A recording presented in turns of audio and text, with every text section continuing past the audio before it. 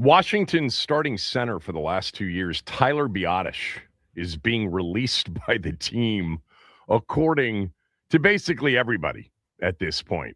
Good morning to all of you. Ben Standig will jump on the show early, like in 20 minutes, and we can discuss the why about Tyler Biadasz being released. It can't really be about salary cap savings. That isn't an overwhelming number. It can't really be about performance. Because he played pretty well by all accounts in 2025. Is it the new offense with more under center and less shotgun? I can't imagine it's that. What was it? Ben Standig in 20 minutes. I will tell you this. This was shocking to many people that play with Tyler Biadasz. We'll get into all of the particulars and the guesswork around why Tyler Biadasz was released or will be released, and the what's next on this vaunted offensive line that we watched in 2025. The one area of the team we were like, okay, we don't have to do anything about that. Yeah. With Tyler Biadasz out, that means 2/5 of the offensive line right now may have to be replaced because Chris Paul is not under contract. So 18 minutes or so for Ben Standig. We'll go through all of it on Tyler Biadasz. But off of the Tyler Biadasz news, I want to just begin with this.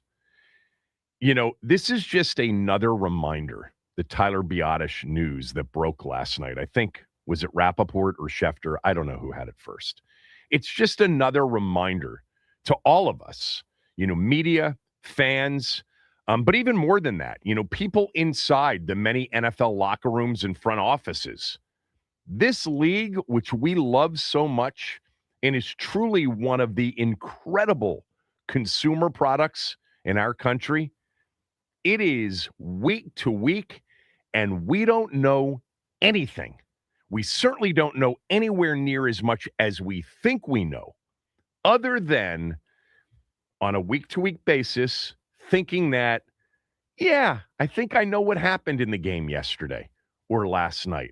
Yeah, I've got a pretty good handle on what I think might happen in the upcoming game next weekend. Other than that, which is based on real substance and something you just saw and some idea that you've got a clue as to what you're talking about, and many of you do. You know, many of us do have a bit of a clue as to what we're watching. You know, not every NFL front office member or player or coach would say, you guys just are so dumb. I mean, they'll say it about certain things, but not everything.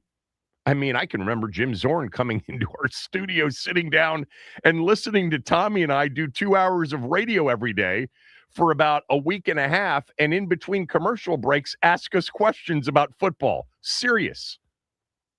But we don't know anything, man.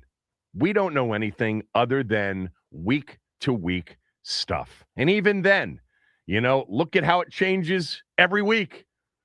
Oh, my God, that team looks so great. Oh, my God, that team is terrible.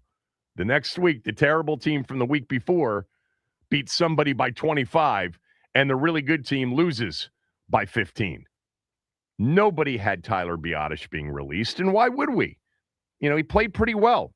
Steve Suter texted me, my film breakdown guy all season long, and he was really surprised. He went back and looked at all his grades for the offensive line. He graded games from week 2 against Green Bay through the first Philly game, and he had Biadasz as a very highly rated offensive lineman. Now, he said center is one of those positions that sometimes it's hard because there are many more responsibilities on the center, but he thought Biadasz played well. There were moments, some of you tweeted me and said, Suter had this all along, said Biadasz didn't play well. There were games in which he had Biadasz low rated, but for the most part, over the course of about 14 or 15 games doing film breakdown, he thought Biadasz was pretty solid. Nobody had this. Just like nobody had Seattle versus New England in the Super Bowl. Certainly nobody had New England in the Super Bowl. They were 4-13 a year ago. Nobody had the Chiefs going 6-11. Nobody had the Bears going 11-6. Who in their right mind last August would have said the number one free agent target, or if not number one, in the top three of free agent targets in 2026, that guy will be Malik Willis. Do you want to hear who the top 10 quarterbacks were for the NFL draft possibilities going into the college football season on August 18th, 19th, excuse me, according to Fox Sports? Here they were, all right? Number one overall and the projected number one pick in the 2026 draft. Quarterback, Clemson, Cade Klubnik. Or take your pick. Quarterback, Texas, Arch Manning. Or quarterback, LSU, Garrett Nussmeier. None of those three quarterbacks will be selected in the first round. Arch Manning can't be selected in the first round. He's going back to college. Where's Fernando Mendoza, you ask, on this top 10 list? Well, John Mateer, Oklahoma's 4. Lenora Sellers, South Carolina's 5. Drew Aller, Penn State, 6. Carson Beck, Miami, 7. DJ Langway, Florida, 8. Sam Levitt, Arizona State, 9. And Josh Hoover, TCU, 10. Mendoza was not listed in the top 10. You know, Tommy and I used to do this thing when Snyder was the owner, where we would say, look, to have a real conversation about the team, and that's what we do here. You know, we have conversations about our football team.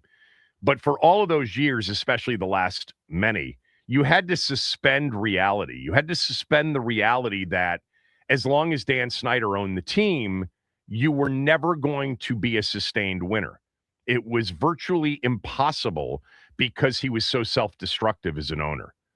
So to have these conversations about a team that had no chance of having any sort of sustained success, we had to suspend reality to have those conversations. So we would suspend reality and we would talk about the draft.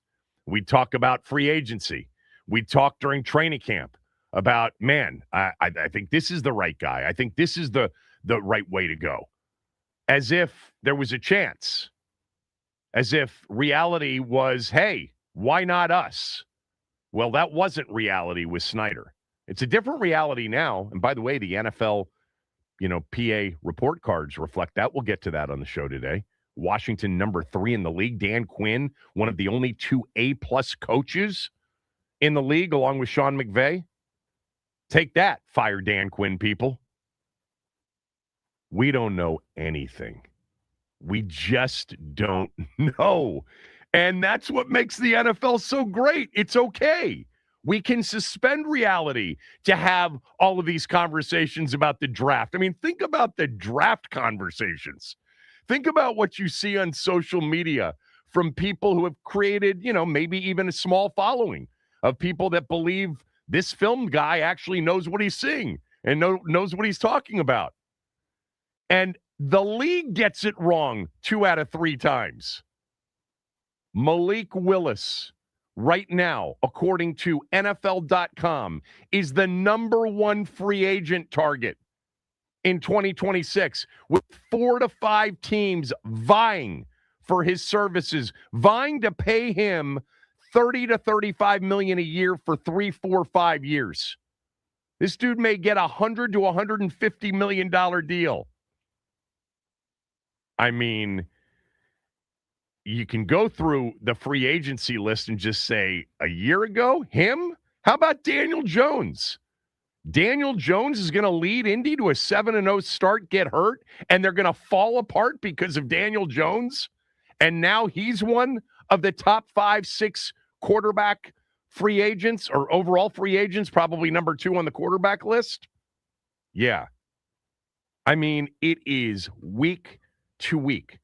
I think we do our best work, and when I say we as media people and fans, when we talk about the games that we just watched, because that is a reality.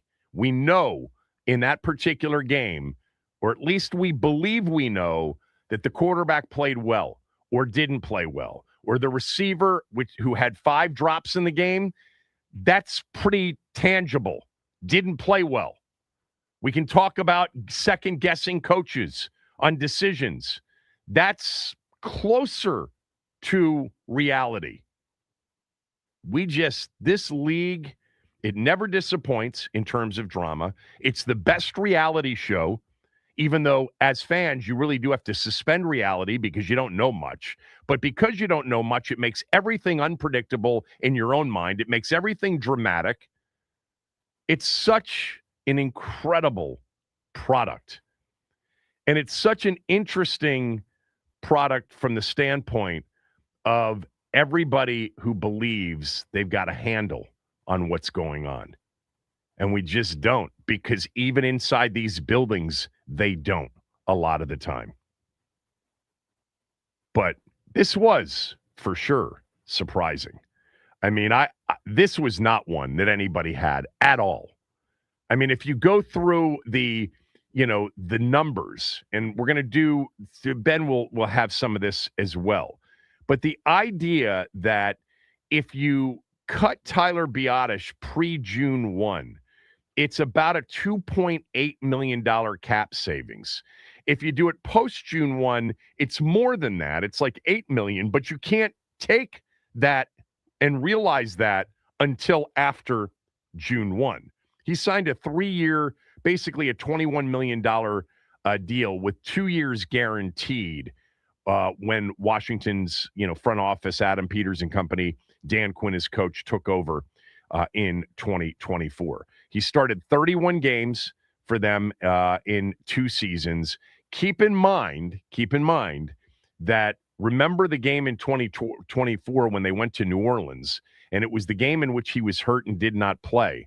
And Jaden was under more pressure in that game than any game he had been under, and took, I think, 6 sacks in that game against New Orleans. And I think a lot of people going into it thought that they would be missing Biadasz. They clearly did.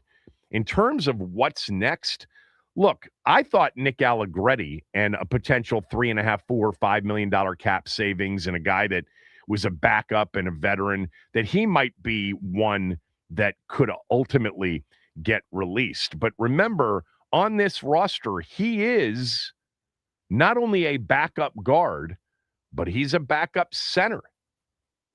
Maybe that's their plan. Maybe it's Allegretti who they actually really like, and they like him at that position. I find it interesting that we didn't see any of that. As far as those of you who automatically, the default is, wow, Adam Peters, man, what are we doing here? What do you mean, what are we doing here? I mean, if he's not the best option and they've got a plan, why don't we wait until we see what the solution is before we shoot him over this? I mean, Tyler Lindenbaum is out there. That's big money. Baltimore apparently wants to re-sign him, wants to keep him. There could be reasons that we have no clue. Well, obviously, there are reasons that we have no clue about, but have nothing to do with football, for all we know. I did, in reaching out to a number of people, I did get the feeling that it was more super surprised in that locker room and among people in the organization than not surprised, especially, people along the offensive line. But they have their reasons, and I can't possibly come to a definitive conclusion based on no solution yet. Like, I got to see the solution, and then even then, are we really going to know? I do, overall, though, there's no doubt that this season ended, and it was like, okay, they don't have to fix the offensive line.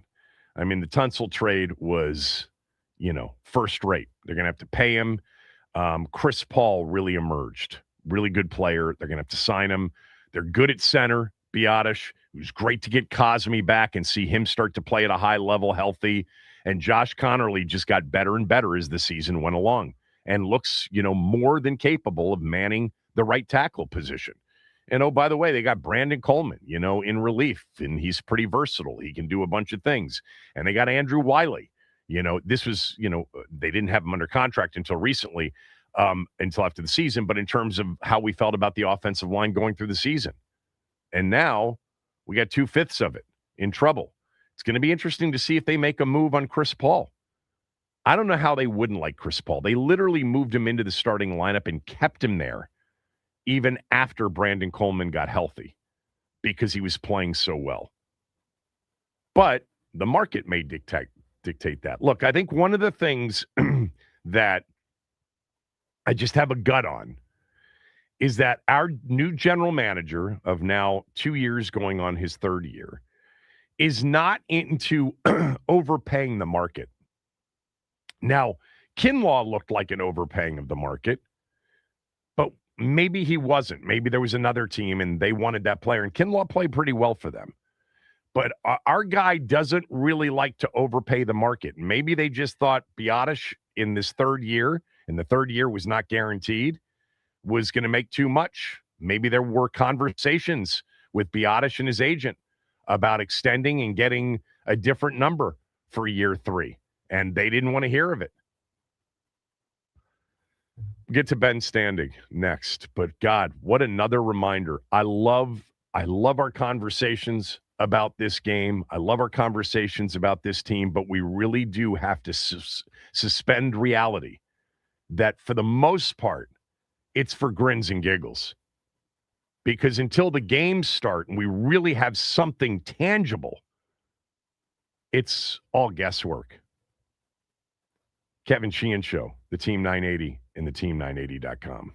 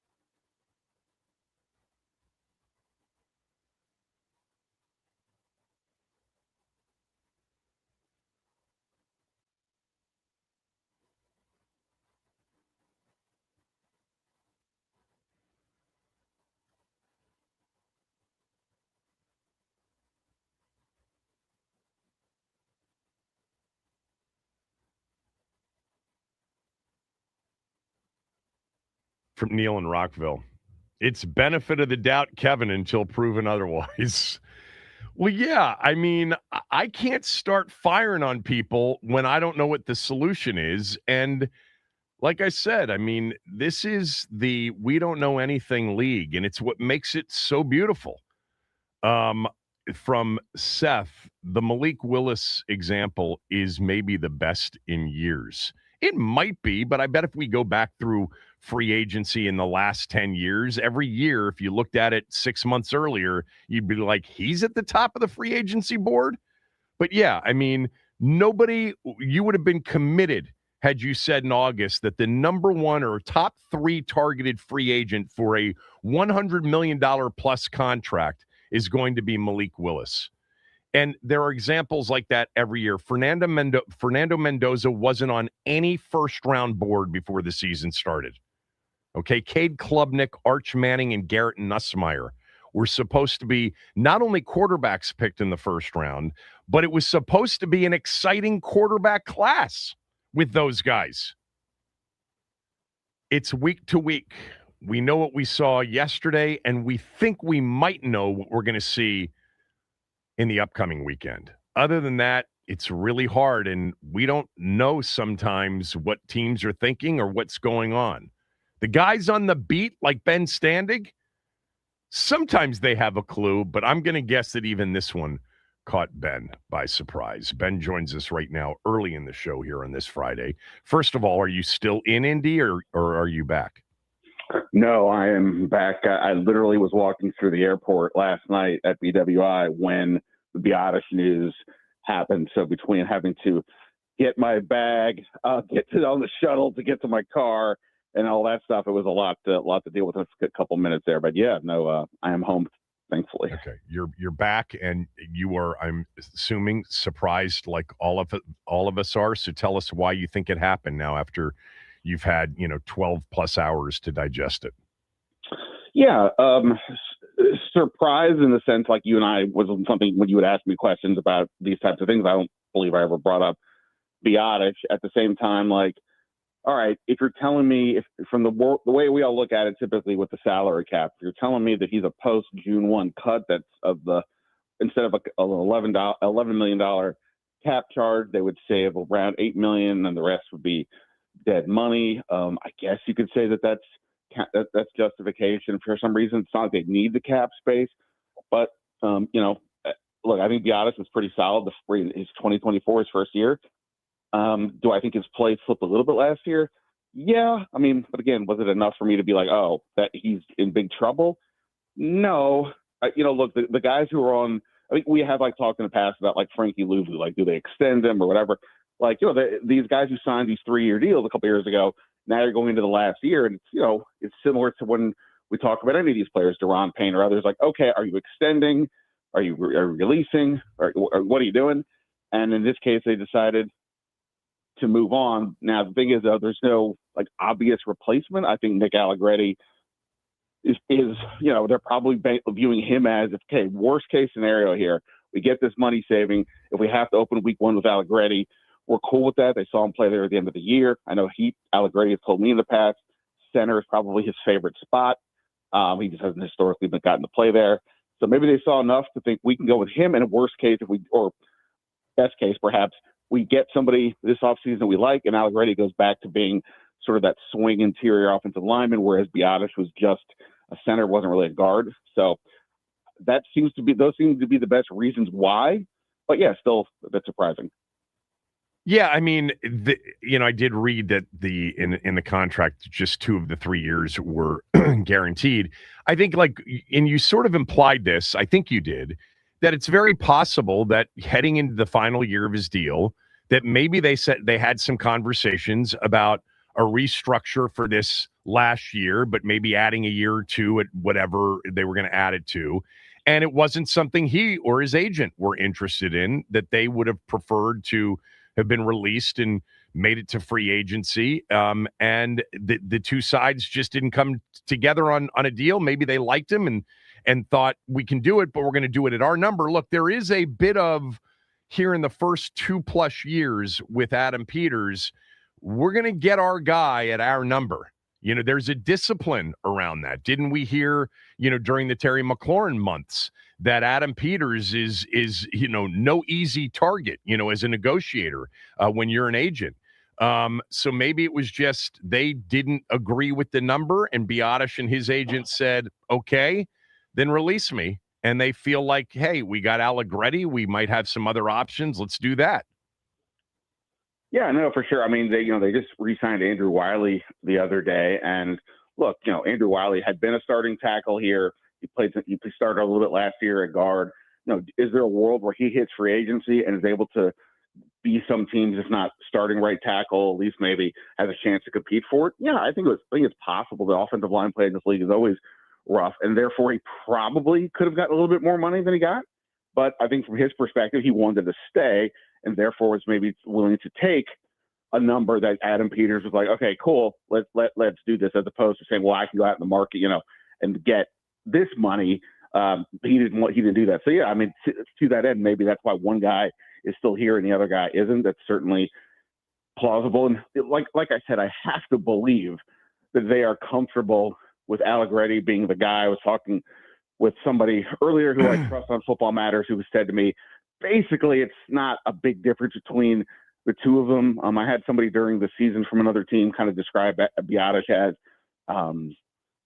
functional, but just kind of like average athlete, average balance, things along those lines. So, like with a lot of things, maybe we somewhat overlook some things or overhype some things just because it's the guy here that we're paying attention to. And then in the season where 100 things were going wrong last year, focusing on Biadasz maybe wasn't top of the list. But clearly, look, if they thought he was crushing it at center, I don't think the money would have mattered. So you have to imagine the performance was a big factor as well.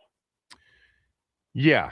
I mean, there's no doubt. I mean, I think the reason that we didn't focus on it is there were so many other areas to focus on in terms of problems, and the offensive line seemed to be not only intact, but growing together and becoming a pretty good offensive line.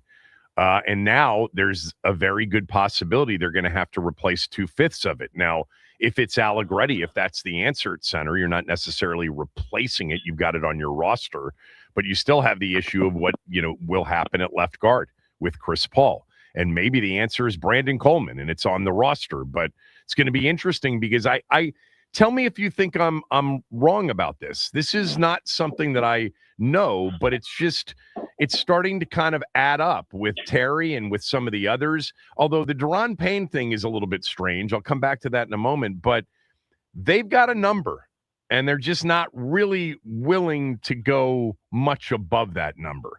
They're disciplined financially in a way in which they're okay, perhaps losing certain players that are in the middle over, even if it's a few dollars.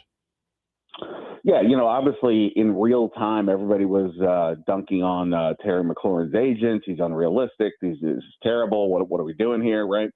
And okay, let's just say that that's accurate. I heard the same things. They were asking for a lot of, arguably crazy money and things like that.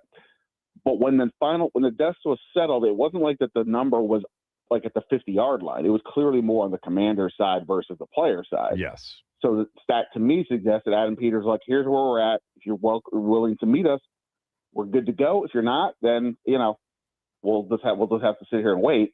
So to me, like I've sort of again, if we're gonna play the blame game to any degree, I've kind of shifted more towards what you're saying that Peters was playing hardball. Now that doesn't mean it's wrong. I mean, this is the calculus. No, I'm not knocking it. I'm not necessarily knocking it. I think there is an absolute, kind of cultural thing as it relates to this.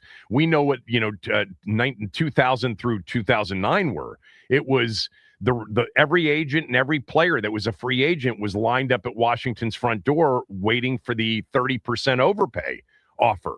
So you don't want that situation by any stretch. You don't want to also be considered to be cheap, that they're going to lowball everybody. They're going to hardball everybody. You don't want that either. It's somewhere in the middle, and every player's situation is different. Like I don't anticipate, maybe you do, I don't anticipate the Laramie Tunsil thing being anywhere near as difficult as the Terry McLaurin thing. And it's not because they've learned from the Terry McLaurin thing. It's because they view the player as elite and worth it. But doesn't change the fact that if they don't view the player in the way that the agent or the player views themselves, they're not going to succumb and, set a standard of overpaying the market. Yeah, I mean, look, we always talk about where did Peters come from, right? The 49ers, his most recent stop where he was at his highest rank in the front office. And the 49ers historically have holdouts or lengthy negotiations. I mean, Trent Williams, I have not paid enough attention to the exact details, but the noise right now is that Trent Williams is in the midst of a contract issue with them. Now, granted, we've seen those with him before, but is Trent Williams about to become a free agent? That would be nuts. The Brandon Ayuk thing, obviously, it fell apart late, but there was a negotiation in advance of him signing that deal that was taking some time as well. Look, Bosa, Kittle, and others kind of went through it with them. And some of those deals didn't get done until literally, early September after a whole offseason. Yeah, no, totally. And that's, look, some people thrive in that situation, or they think, hey, this is the best way for us to go about it. Like you said, you don't want to be a mark, obviously. But the question is, how does it disrupt things? Now, Terry was, I think, it's impossible to say how much of a distraction it was. It's impossible to also pretend that it was nothing. When I did the last survey question I did with the players was about how do you fix things for 2026. And, a couple of players never mentioning Terry's situation at all were like, well, I think we need to all kind of be on the same page. Everybody be at camp next year. The first year we were all there. This year, not so much. And, we got to be all there. Again, I'm not saying that they were discussing Terry or blaming him or blaming management, but just the idea that, that was noticeable, that we all obviously that he wasn't out there. So right now, is the odds-on favorite to replace Tyler Biadasz, Nick Allegretti? Yeah, I mean, the way I would see it, so Allegretti obviously can play all three interior spots, and I would think that they're believing that, okay, right now, if we have to play, we can play him, and we feel comfortable with him. And again, he's a guy who's been that sort of starter, fringe, top backup, on that kind of line. And, I think he's, they view him as a good player. I think Nick Allegretti is solid. I don't think they believe there's a big drop-off or any kind of drop-off necessarily with him and Biadasz. That said, if in fact they figure out something else in free agency or the draft at center, Allegretti can go back to being that swing interior player, whereas Biadasz was more locked in as like one position. So it's like, okay, at a minimum, we have our backup.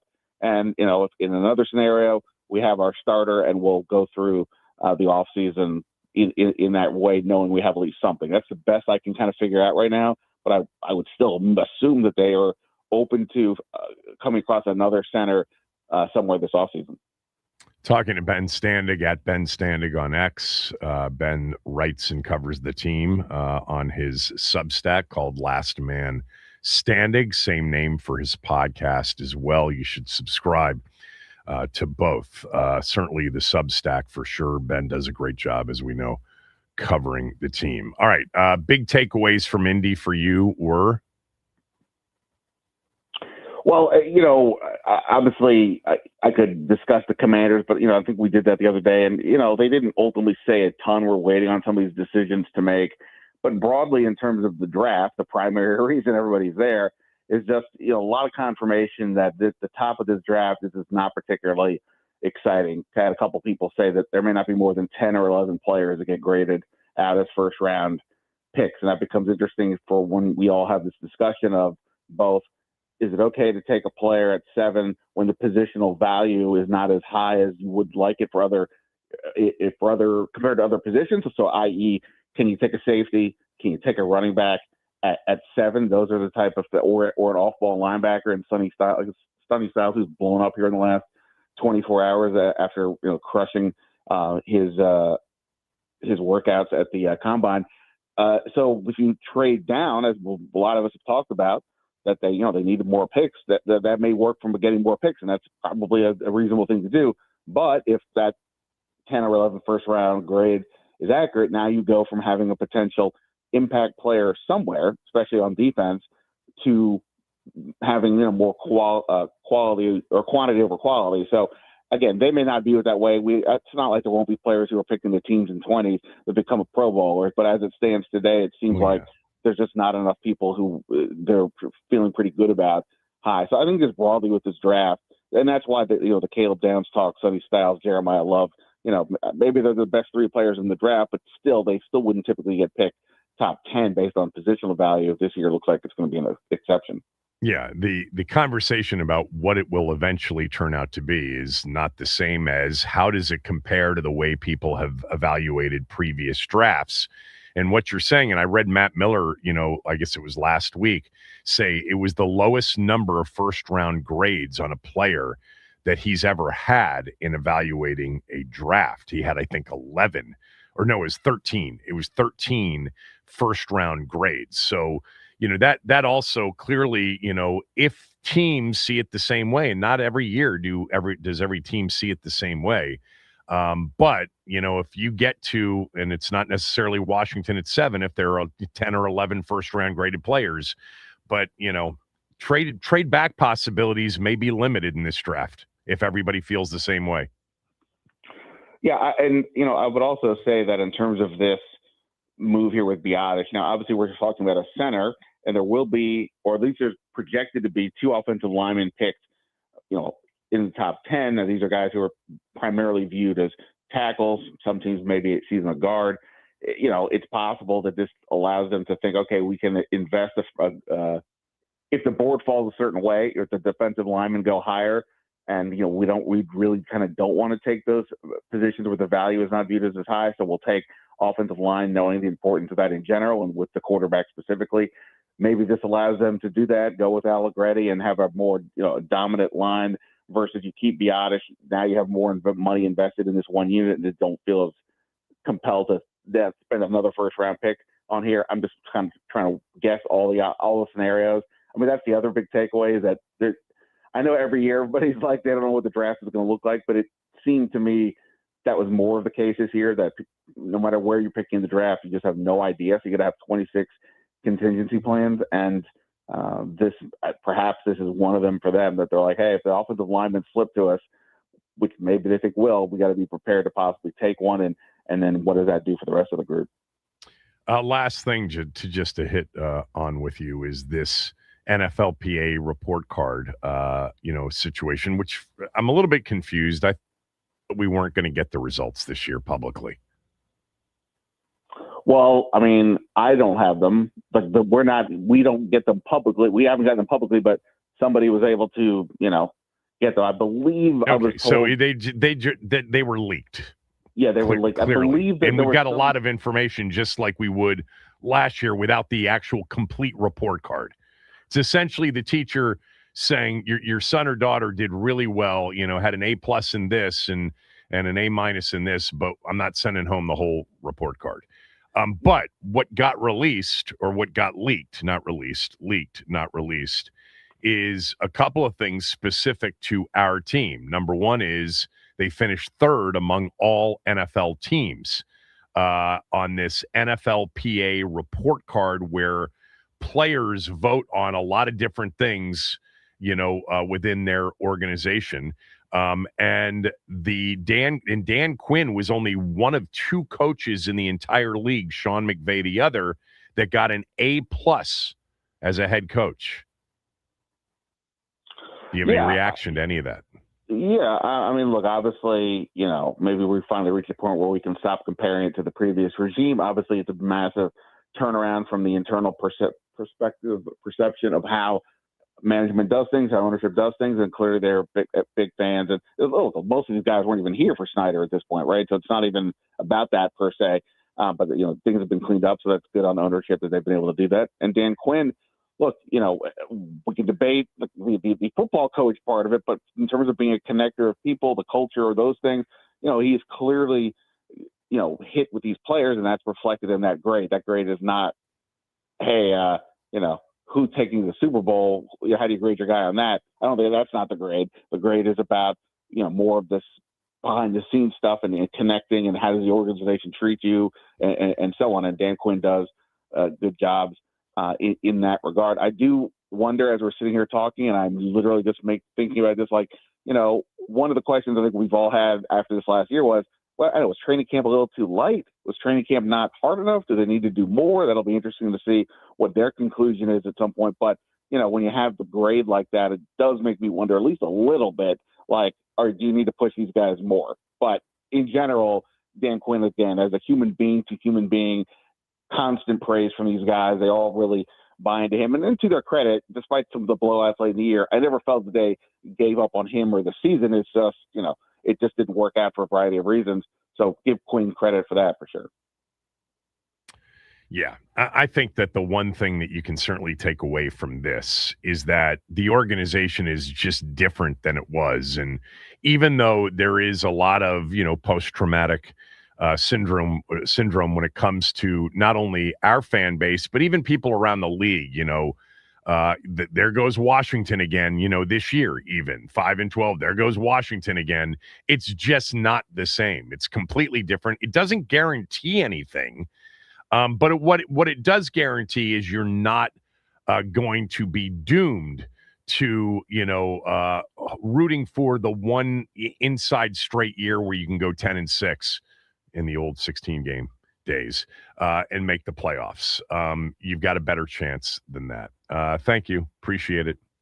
Hey, or is there another surprise coming? Are we going to – what's the next surprise? Let's try to predict the next surprise. Oh, boy.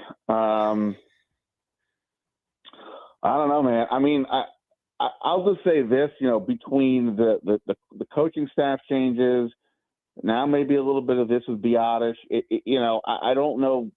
I don't know if there's pressure or panic or something, but they clearly have altered their approach. I mean, it's one thing for all of us to say they got to make a certain amount of changes, but to overhaul the coaching staff as much as they did, now they're moving on from their starting center, and we'll see who they bring back, right? I mean, they still have 28 free agents left or something. So, yeah, I don't know. It's interesting to try to get a read on their mindset because it does feel like it's different, but until we see the final product, it's kind of hard to say. You've mentioned a player. There is just one player that I just think it's going to be interesting to see what they do with him in this offseason, which is right now and moving forward. And that is Frankie Louvu. He was one of those guys that when they signed him, he was one of the multi-year guys, a 3-year contract. He's entering his final year of his contract. He has played at a really high level in 2024. And then last year, only they can evaluate it because they understand how he played based on the context of the injury situation. But, are they going to let him go into this final year, playing on the final year of his deal? Or are they going to extend him? Would they actually potentially try to trade him? Like, I'm looking at a guy like that because of the Biadasz thing entering his last year, and maybe that's, more of a focus. We know that Tunsil entering the last year of his deal, they've already admitted they want to get an extension done. They're trying to get a contract extension done, but we haven't learned anything about how they feel about Frankie Louvu, have we? No, my only thought is like when we think about what this defense is going to look like, whether it's the full-throated Brian Flores of blitzing way more than everybody else, or just, having multiple options. Louvu does feel like a guy that makes a lot of sense for that setup. Now, would I extend him? I don't know. I mean, obviously it depends on what the number is. I probably wouldn't. I mean, I don't, look, he clearly wasn't as impactful last year, and it's not just the sack totals. He has a lot of plays where, he's just like his over-aggressiveness, bites him sometimes. So, they've got to make that call. But in this defense, boy, he feels like he would be a pretty good fit. So I would be surprised if they just flat out cut him the way they did here. But I also wouldn't imagine an extension is coming based on what we saw last year. Dorrance Armstrong's another one, entering the final year of the 3-year deal he signed in 2024. And he's coming off a serious injury. It'll be interesting to see how they handle that. Actually, as we're sitting here talking, I just have one last one on Biadasz. And that is, do you think if Cliff Kingsbury were the offensive coordinator, Biadasz would still be here? Yeah, I mean, it's a good question. It is perhaps one of the components here is that based on what David Blau wants to do versus what Cliff Kingsbury was doing, that perhaps they think, hey, we need a different type of body type or somebody that does a certain aspects of blocking, Right. or better, maybe it's even the signal calling. We'll see. And by the way, they can start the season not giving Luvu or Armstrong an extension, and then they can do one in October. I mean, like Sure. so in Armstrong's case, maybe see where he's at. Clearly, he was heading towards getting an extension and a pretty good one, you would think. But maybe they need to see him, where he's at physically, and then at some point, go from there. But yeah, no, I mean, there's so much. They have so many players who are free agents. They have a completely new offensive system that we don't quite have a handle on yet. Same thing with the defense. And again, coming off of 5 and 12 years, they certainly can't sit pat and just be like, well, they can say whatever they want, but they can't just sit there and go, well, we'll be fine. It was just the injuries. I don't think anybody realistically thinks that. And, I think the moves that they've been making suggest that they understand we can't do status quo here. Thank you. Appreciate it. Always, man. Ben Standig, everybody. 301-230-0980, 301-230-0980. We'll suspend reality, act like we know what we're talking about, and I'll take your calls on your reaction to Tyler Biadasz being released. That's next.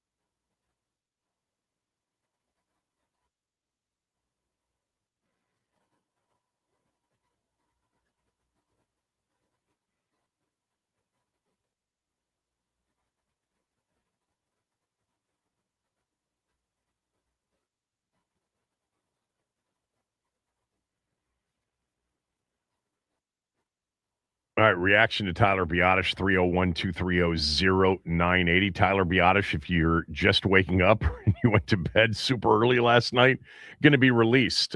So they'll be in the market for a new center. Ben seems to think, and I mentioned it as well, I think that may, I don't know if it's the odds-on favorite, but it's a possibility that Nick Allegretti, who's played center before on their roster under contract, that he could be the starting center. Let's start with Frank in Charlotte. Frank, go ahead. Hello, Frank. Yeah, I'm here. Good morning, Kevin. I got you now.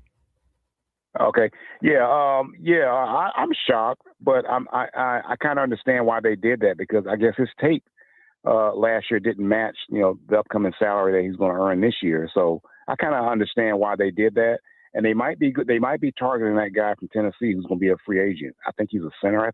Center guard. He's kind of versatile, and they probably want more versatility at that position as well. Yeah, well, Allegretti certainly would be versatility at that position as well. I mean, Biadasz played center. That was it, basically. Kevin in Arlington. Yeah. Kevin, go ahead. Kevin in Arlington, go ahead.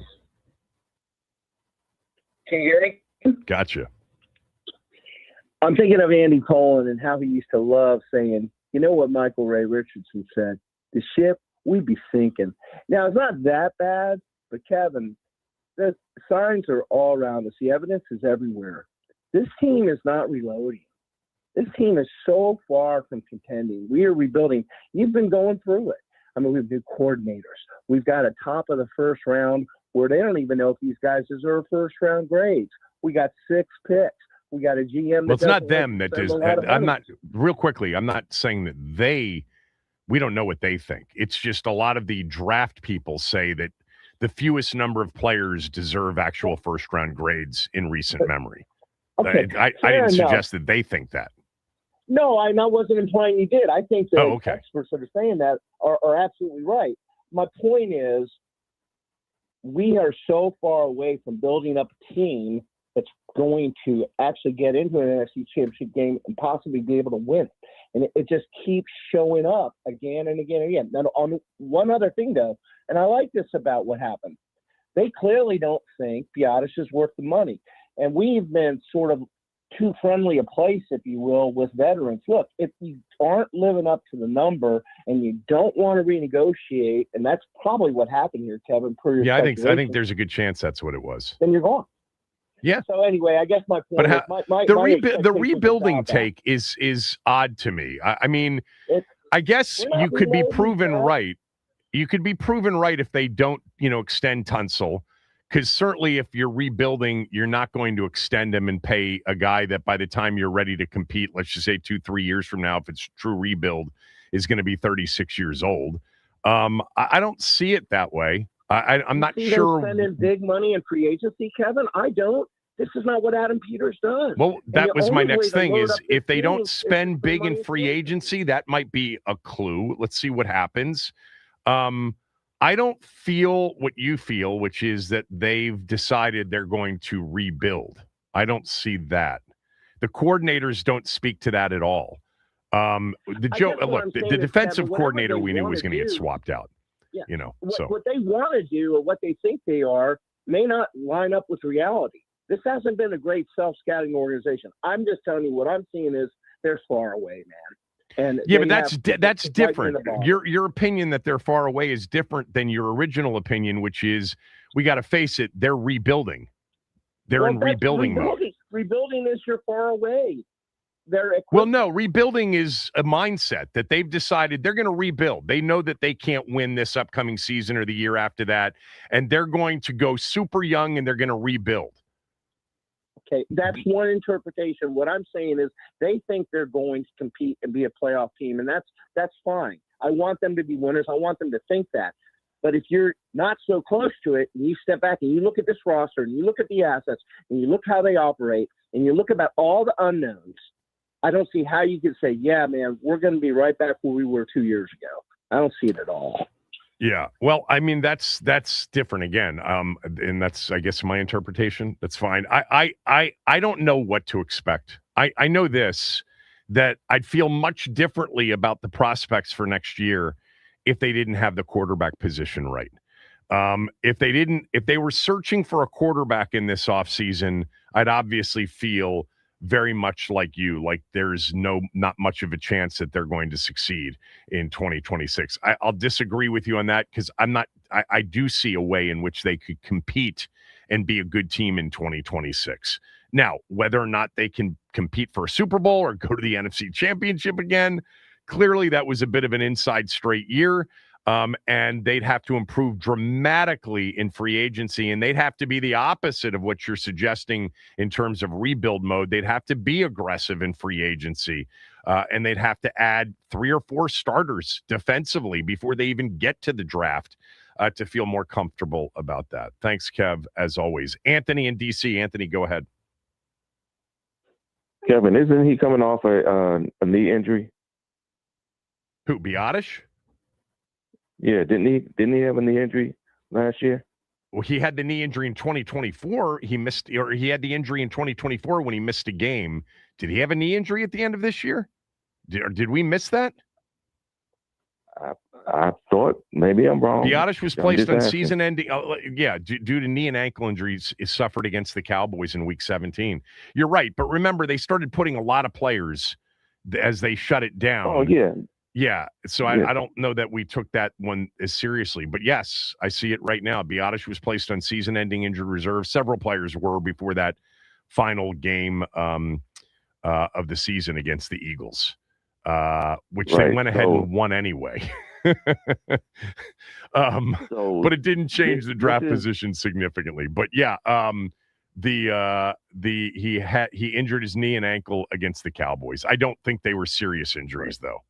That's never been reported. So this is what I saw from Allegretti. He constantly got beat on the inside by quickness.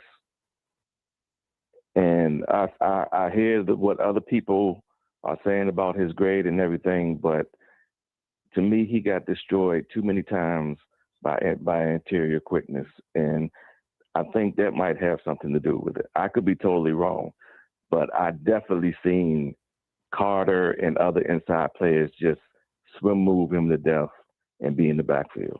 So thank you very much, Anthony. Appreciate that. All right. Gary Williams is going to join us next. We'll talk some college basketball. We'll get back to this. Kevin Sheehan Show, the Team 980 and the Team980.com.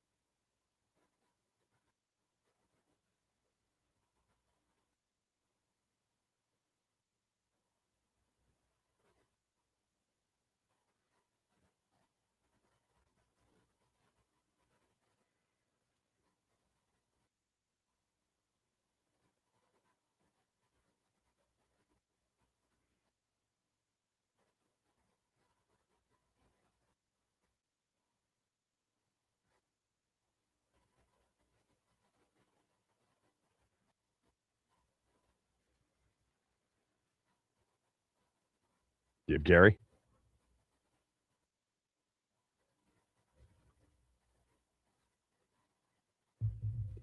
"25 years ago, February 2001, Maryland was in the midst of a season in which they lost a home game against Florida State, and Gary Williams got booed off the floor, but turned around to the crowd and basically middle-fingered everybody and said, 'You just wait.'" And about a month and a half later, Maryland was in its first Final Four ever. Joining me right now, National Championship Hall of Fame head coach of Maryland for all those years, Gary Williams. First of all, how are you doing? I actually was looking through my phone and talking to Max about this. We have not had you on the show this year because it has not been a banner year for college basketball in the market. No, I agree with you, Kevin. It's you hate to see it because, D.C. is known as the basketball town, and where things are right now, they're not good. And hopefully, the whole area can come back, not just Maryland or not just Georgetown or whatever, but the whole area, could really use that, I think. And as fans, they play a part in this too. Fans, there's so much on television now, and it's, with the traffic, there's always reasons why not to go to a game, but the support for the local team sometimes isn't there because of the games you can see that night. But, if your team's playing, you got to go to the game. I mean, it makes it a great atmosphere. It's a great experience and all those things. So hopefully that'll take place in the future, but, we'll see. I think I said this to you. I think I texted this to you, and I just want to know what your reaction is, or to share it. I didn't love that Michigan and Duke played in the DMV last week. I'm not blaming anybody at Monumental or from a business standpoint. I get it. It was a massive success. The ticket prices were outrageous in the aftermarket. There was a lot of attention nationally paid to this game because it was number one against number three, and it was a great basketball game. But as a Maryland fan, and I felt like if I were a Georgetown fan, I'd be even more adamant about feeling a little bit dismissed and angry that kind of game was necessary in a market like ours. What did you think? I agree with you 100%. I was really upset, to be honest. We don't need that. That was a great game. They're two great teams, obviously, and all that, the things you said. But at the same time, that hurts. If especially if you're Maryland and you're Georgetown. You're in fact, Maryland played, that day, and I'm sure that cost some people that went to the Michigan Duke game instead of going to the Maryland game, and I didn't like it at all. And I think that that's, right now, I didn't see a lot of people upset about it. I didn't see, of course, there's no sports section with a post anymore to write about it. Yeah. But I think somebody would have taken that on 15 years ago if that took place at the Washington Post, because that's not what we need here. And yeah, it was a great game, but all those people basically flew in for the game. They weren't, they were the Wall Street guys and all those guys that can afford to pay $5,000 for a ticket or whatever they were, on the market at the time of the game. All right. Let's talk Maryland first in the season they're having. It is a day and age in which it can be turned around quickly. They've got a top-level recruiting class coming in, Buzz Williams does. I mean, it's being talked about as a top 3, 4, 5 class. But, would you prefer to hit home runs in the portal or to hit home runs in recruiting? Well, I think Dean Smith told me a long time ago, 30 years ago, like his goal was to always have 2 great players on the court and then 3 players that would do anything to win, dive on the floor, do all the dirty work, rebounding wise, all those things that you have to do to be a good team. And I think that's the key. If we can get, in addition to the really good incoming freshman recruits, if we can get a couple of 22, 23-year-olds that are just mean, tough basketball players, physical, built like you see in the Big Ten. The good teams in the Big Ten look more physical than Maryland this year, in addition to whatever they are talent-wise in basketball. And I think that's one of the keys for Maryland to get back quick is to get physical. And a lot of times your freshmen, only 17, 18 years old, just aren't physical enough. They're really talented and they're going to be great and probably play in the NBA. But you need that physical ability to compete in the Big Ten. And hopefully we get that out of the portal. Yeah.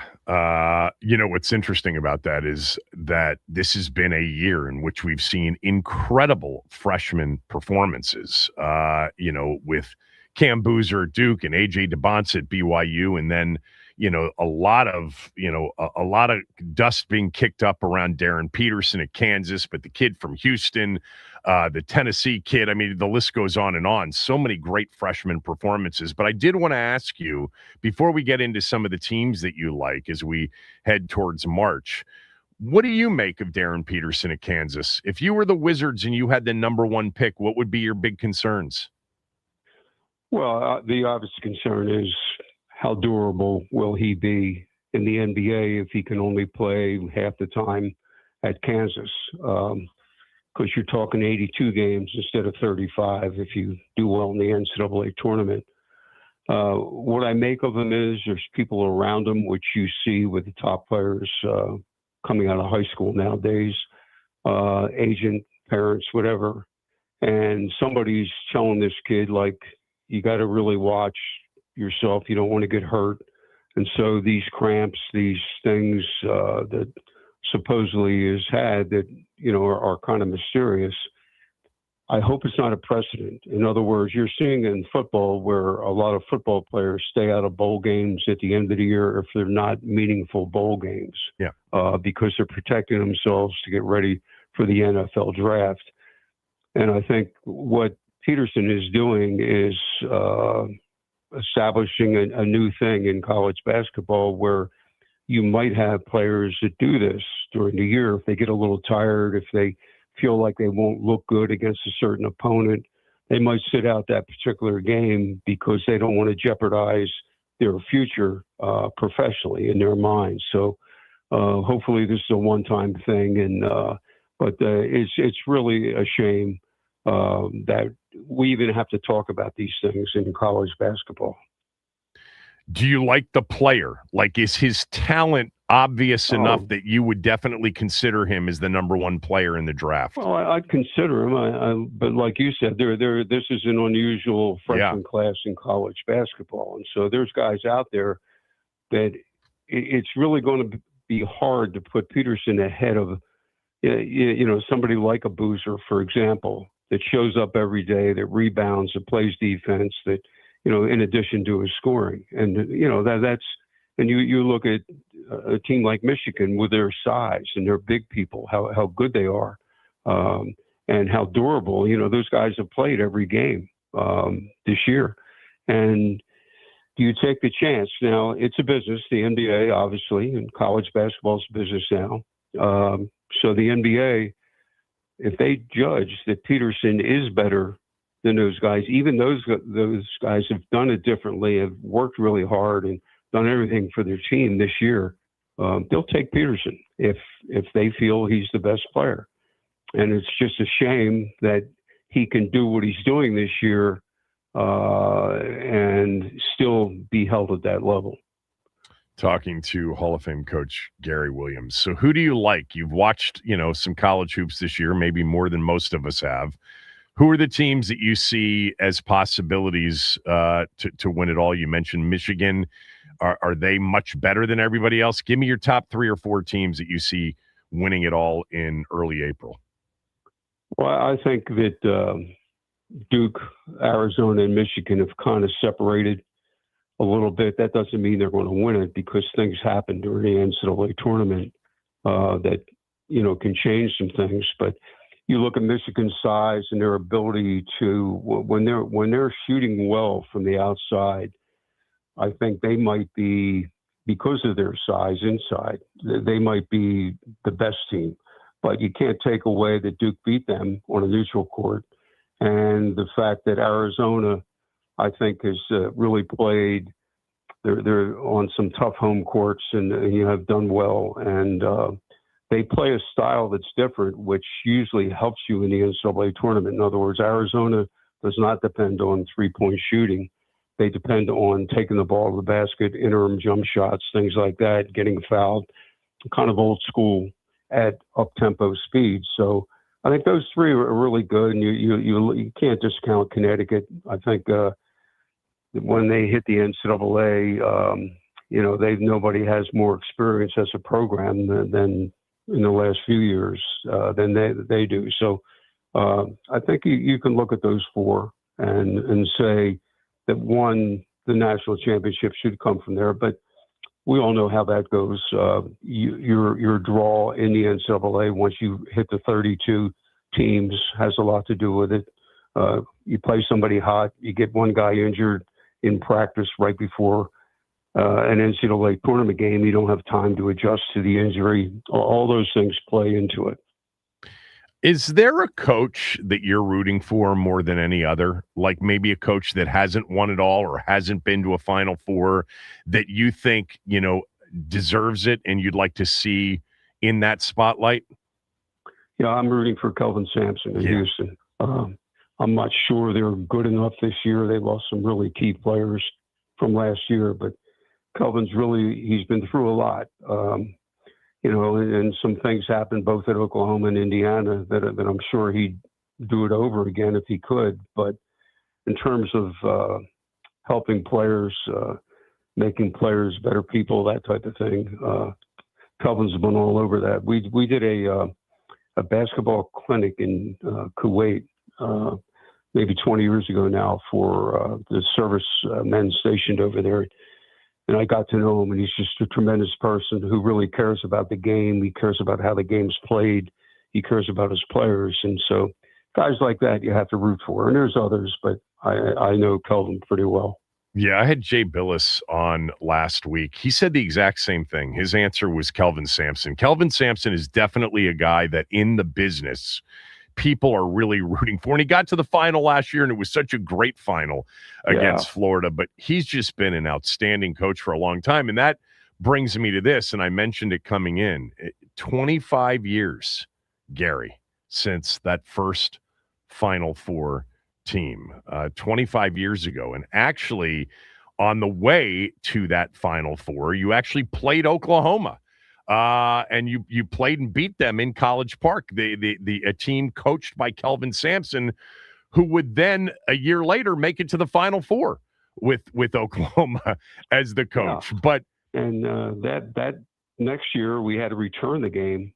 Yes, and that was one of our 4 losses that year out at Oklahoma. And that was my fault. That game, though, we scheduled it right after final exams, and players actually took final exams back then. And we had to play like 3 days later in Norman, Oklahoma. And, they were good. I mean, they were a very good basketball team, and they were good the year before. We beat them in College Park. You always knew when you played Oklahoma or now Houston, where Kelvin was there, he usually had 1 or 2 guys bleeding after the game.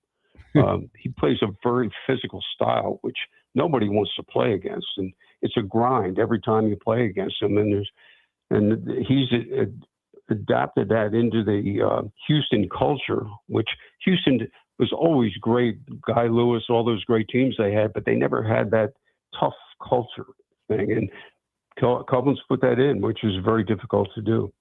Yeah, very easily. I mean, Oklahoma was the other team the year that you lost to him, 2002, after final exams. I remember that game quite well because we were ranked number 2 in the country and Oklahoma was 20-something. And Oklahoma was favored in that game, Gary. And you know how some of us think. The guys in the desert seemed to have a better feel for that one than anybody else did. And you lost that game, and it could have been a rematch. They were the other potential opponent in the championship game in the 2002 finals in Atlanta. They lost to Indiana in the other semifinal. But back to 2001. I think it's the most memorable season other than 2002 because for some of us, that first Final Four, I've told you this before, I think the most emotional I've ever been was, as a fan, was beating Stanford in the Elite Eight in Anaheim to go to the Final Four for the first time. just getting to that mark for the first time was incredible. But that season was so memorable, the 4 Duke games. But, I mentioned this coming in. It was February 14th, 25 years ago, that at home there was a loss to Florida State. And I'm just curious, as you go back and you think about that, obviously you ended up taking that team to the Final Four. But what do you remember thinking in that moment when there were boos as you walked off the floor at Cole? Yeah, well, fans are, predictable in those situations. They're not happy, and I didn't blame the fans. We didn't play well that night. I mean, I was upset after the game, more about myself that I couldn't get the team ready. But Florida State was talented. The ACC was so good back then.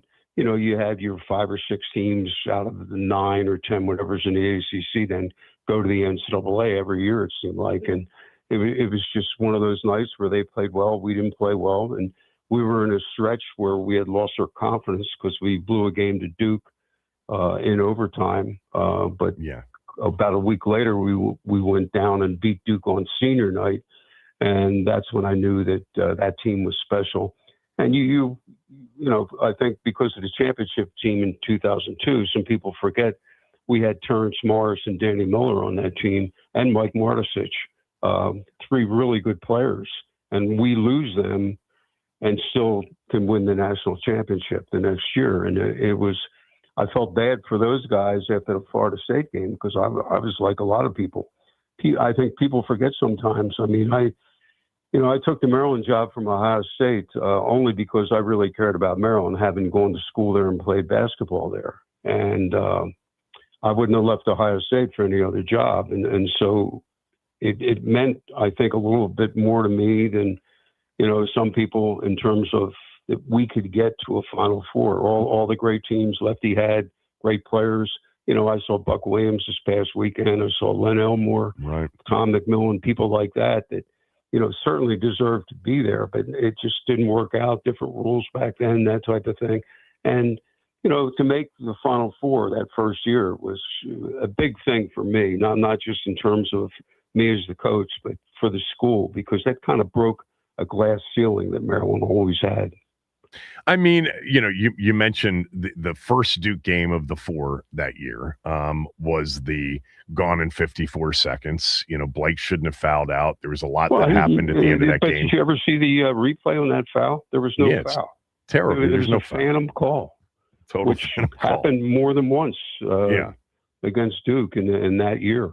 But Drew Nicholas missed a couple of key free throws. I mean, there were chances to put it away regardless down the stretch. Sure. But the win, you just said it, and I was going to ask you, the win on senior night in Cameron Indoor, Carlos Boozer, Shane Battier, senior night in Cameron Indoor.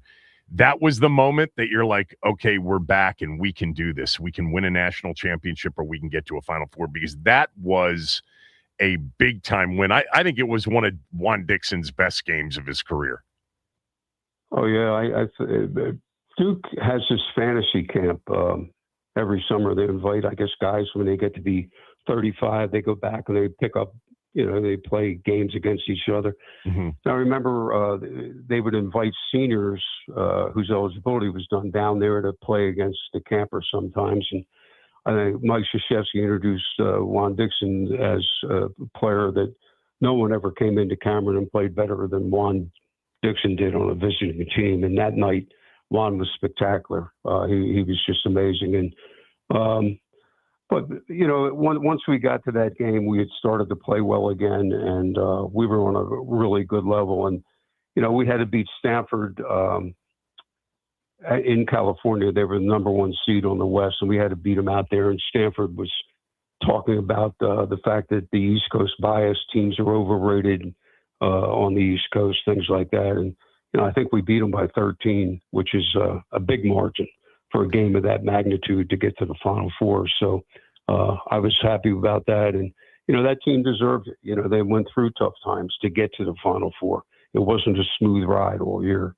Which of the 4 Duke games that year was the highest quality game? Well, for Maryland, the first say 15 minutes of the first half of the Final Four, that was the best we played all year. We weren't 22 points. We got up 22. We weren't 22 points better than Duke. Nobody was. They were really good. They won the national championship.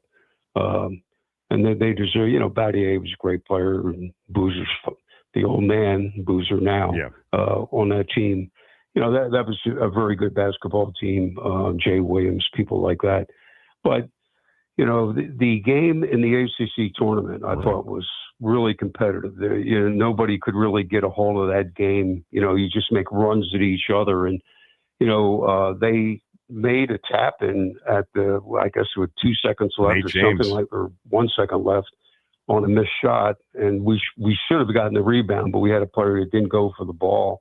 I think you freeze a little bit sometimes in those situations. And so they scored, and we threw the ball into half court to Juan Dixon, and his shot went off the back of the rim. That could have won it for us in that game. And, I talked to Coach K after the game, and he said that was an amazing game. And I felt the same way about that game.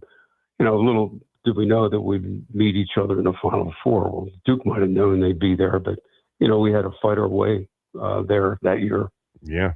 Yeah. I think that semifinal game in the ACC tournament was truly, I mean, all four of them were thrillers from different aspects, but that one, because it was, the first one was an overtime, gone in 54 seconds. You go to overtime, you lose 98-96 or 96-94, whatever it was. But that game, like you said, it was just one run back at each other. And it was so intense. And if one shot goes in, it's an all-timer in ACC tournament history. Because that was a 35 to 40 footer. It was nearly at half court. And obviously, we've gone through the Final Four game against Duke many times. And, we'd mess around at the end of practice, and Juan could make that shot. In other words, if that went in, that would have been great and all that. But, he had the physical and toughness and the talent to make that shot. And so it didn't surprise me that it came close, because Juan was that type of he was that special of a player. 25 years have gone by quickly. Next year will be the 25-year anniversary of the title team. Thanks for doing this. Hope you're well. We'll talk soon. Yeah, Kevin. Thank you. Appreciate being on.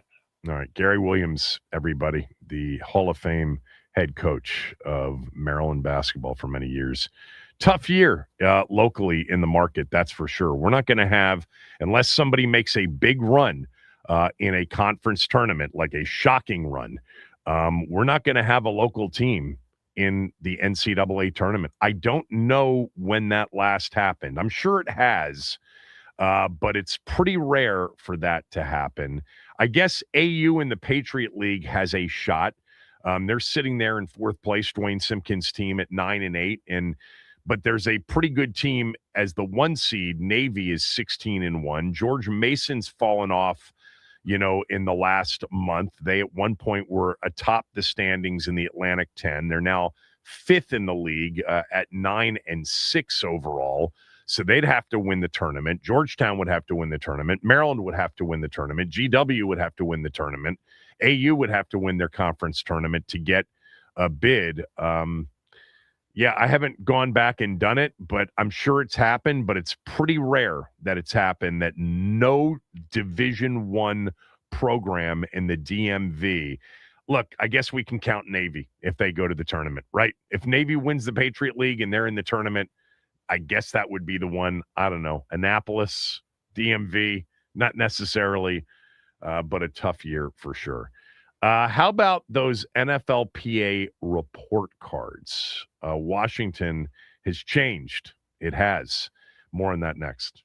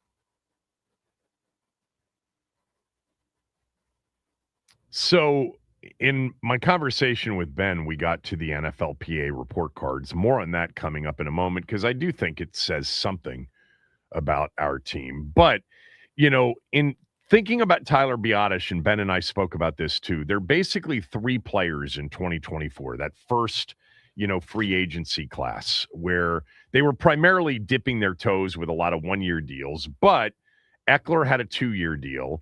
Armstrong, Luvu, and Biadasz all got 3-year deals. In the case of Biadasz, there was no guaranteed money for the third season.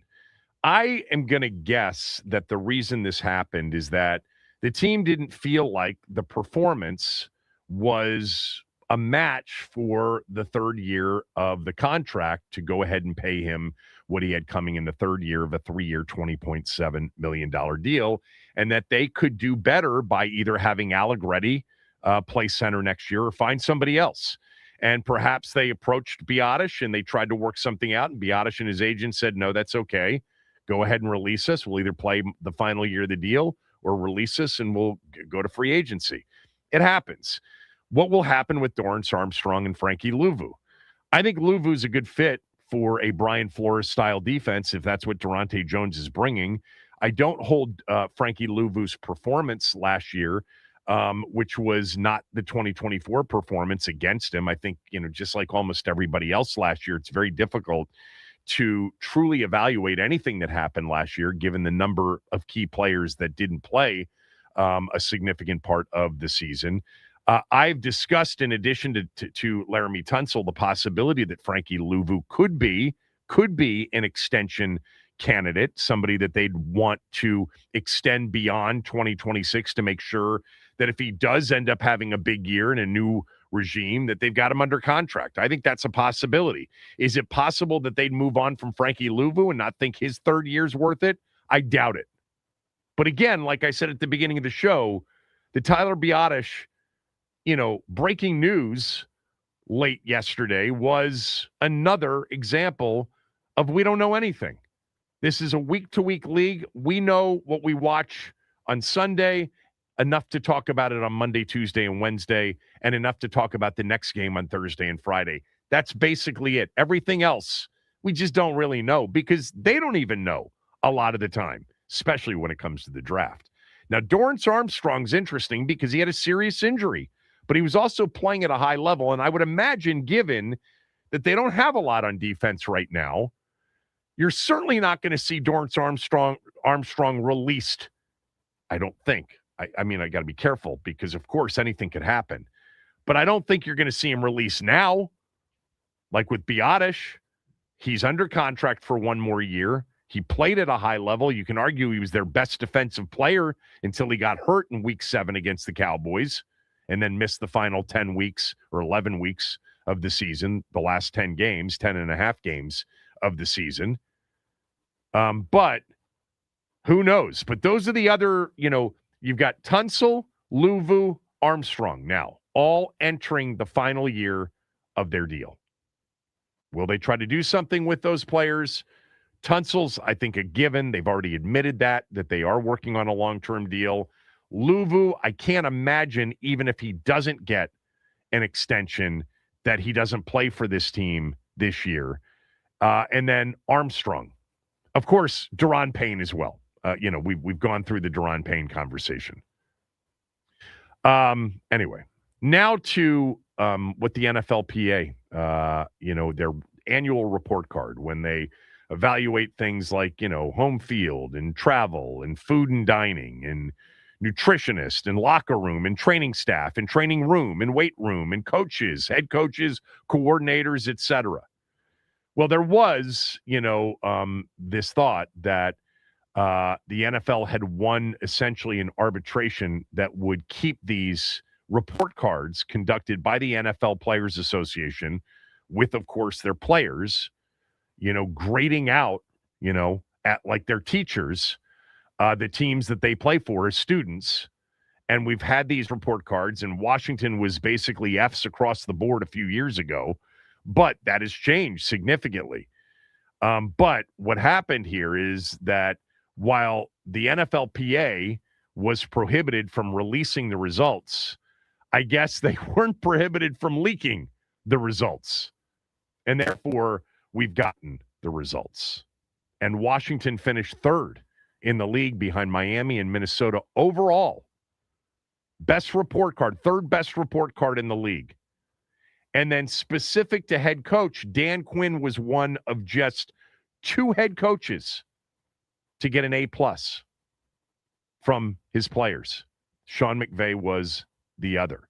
Now, Nikki Jabvala actually got the grades for each category for Washington. And I'll go through what she put out. So treatment of families is a category, B+. Home field, B+. Man, that is generous. Team travel, B-. This was tied for the lowest grade. I mean, I'll tell you, all of the grades were A's and B's. The level of A's and B's I'll get to specifically, but team travel B- was tied for the worst grade. I'll tell you what it was tied with here in a moment. Food and dining, A-. Nutritionist and dietitian, A-. Locker room, B. Training room, A-. Training staff, A. Weight room, A. Strength coaches, A+. Position coaches, B+.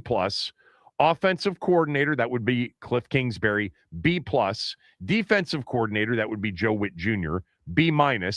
Of course, he was also demoted during the season. Special teams coordinator, Larry Hess, A-. Head coach, A+. General manager, A. And team ownership, A+. So the A+s were the head coach, the ownership, and the strength coaches. The 2 lowest grades, B- were team travel and defensive coordinator. Everybody else in between that with solid grades. Solid grades. Number 3 overall in the league in the overall aggregate of their report card, behind Miami, number 1, and Minnesota, number 2. So I kind of want to focus on Dan Quinn because I do think that he's become a bit of a polarizing figure in this offseason. For me, it's hard for me to really, knock Dan Quinn's coaching performance this year, given, again, I know I'm beating a dead horse here, but he lost most of his players, most of his significant players in terms of contributing for any meaningful amount of time. I think this happens to teams, year in and year out. There are 1, 2, 3, sometimes 4 or 5 teams that get the injury bug, and 95% of the time they can't overcome it, especially when you lose your quarterback, and the quarterback is your best player, or certainly debatably your best player. And when you lose your quarterback for, 13 of the 17 games, he played in 4 complete games, you're doomed. I mean, this has historically been the case year in, year out. It was again this year. Kansas City is an example, 6-11, Washington 5-12. When your best player at that position ends up getting injured, you're doomed. You can give me the 49er example all you want, that the 49ers were, why can't they be the 49ers? Well, for one, the 49ers are an exceptional organization. They have 5 or 6 A+ blue chip players on their roster, some of whom remained healthy, like Christian McCaffrey. But again, the 49ers season this year was an aberration, because they had severe injuries following their first Super Bowl appearance and their second Super Bowl appearance, and fell to 6-10 and 6-11 when they had injuries. So this year, a third year during the Kyle Shanahan era, when they had significant injuries, and they did finish 12-5, but who did they really beat? We went through that during the course of the year. I mean, it was a bit of a house of cards situation. And of course, they hit the playoffs. They did beat Philadelphia, who was a mess. And then they got absolutely obliterated for the second time by Seattle. This one of the most lopsided playoff games we've seen in a long time, 41-6. They were really not much of a threat to win the Super Bowl. But 95+% of the time, when you have what Washington had this year, you're doomed. So Dan Quinn gets an A+. Is that because he's such a player's coach, because he's too easy on him? Some of you would say way too easy on him. That's why they love him. I would suggest to you that players wouldn't necessarily grade a coach at a high level if they were just easy, if they made it super easy for the players to the point where winning wasn't possible because it was Club Med or because it just wasn't, disciplined enough and they were able to kind of do whatever they want. I don't think that's what this grade reflects. I think this grade reflects somebody who the players respect at a very high level. So much so that he's on par with Sean McVay from a respect standpoint. Nobody's saying that this is an X's and O's grade. No one's saying that this is a talent evaluation grade. Nobody's saying that this is an in-game decision-making grade. Some of that may have something to do with it. I think it has to do with the fact that Dan Quinn, and we knew this when they hired him, is just flat out one of the most respected guys in the league. Along with Sean McVay, the only two coaches that got A+ report card grades by their own players. I don't think that this is about, he makes it so easy on us. He understands. We're never going to win with him, but man, is it easy. And we're collecting a big paycheck and we don't have to work that hard. I don't think that's it at all. It's not the nature of the character or the makeup of the players they have on the roster. Bobby Wagner loves Dan Quinn. Bobby Wagner knows what it takes to win big. Bobby Wagner's not giving Dan Quinn an A+ grade, and I don't know what Bobby Wagner's grade was for Dan Quinn, but I'm going to assume it was a pretty good grade. If the only reason he likes Dan Quinn is because Dan Quinn makes it easy, takes it easy on the players. Dan Quinn, one of two players that got an A+ grade by the players. What do you think the A+ means? And is it significant at all to you? I think it's a matter of this is a man who they respect. This is a man who they follow. He's a true leader. He's a true culture setter, and they respect him for that. It's not that they love him because he's easy on them. That's my take. And I do think it's significant. And I think we saw an example of it, the Minnesota game aside, which was a very disappointing game, no doubt. But in the midst of an absolute troubled, messed up season because of the players they were missing, they fought it out. And they won 2 of their final 4 games, and they almost won 3 out of the final 4 games against division opponents. 301-230-0980. What does Dan Quinn's A+ grade mean to you? Kevin Sheehan Show, the Team 980 and the team980.com.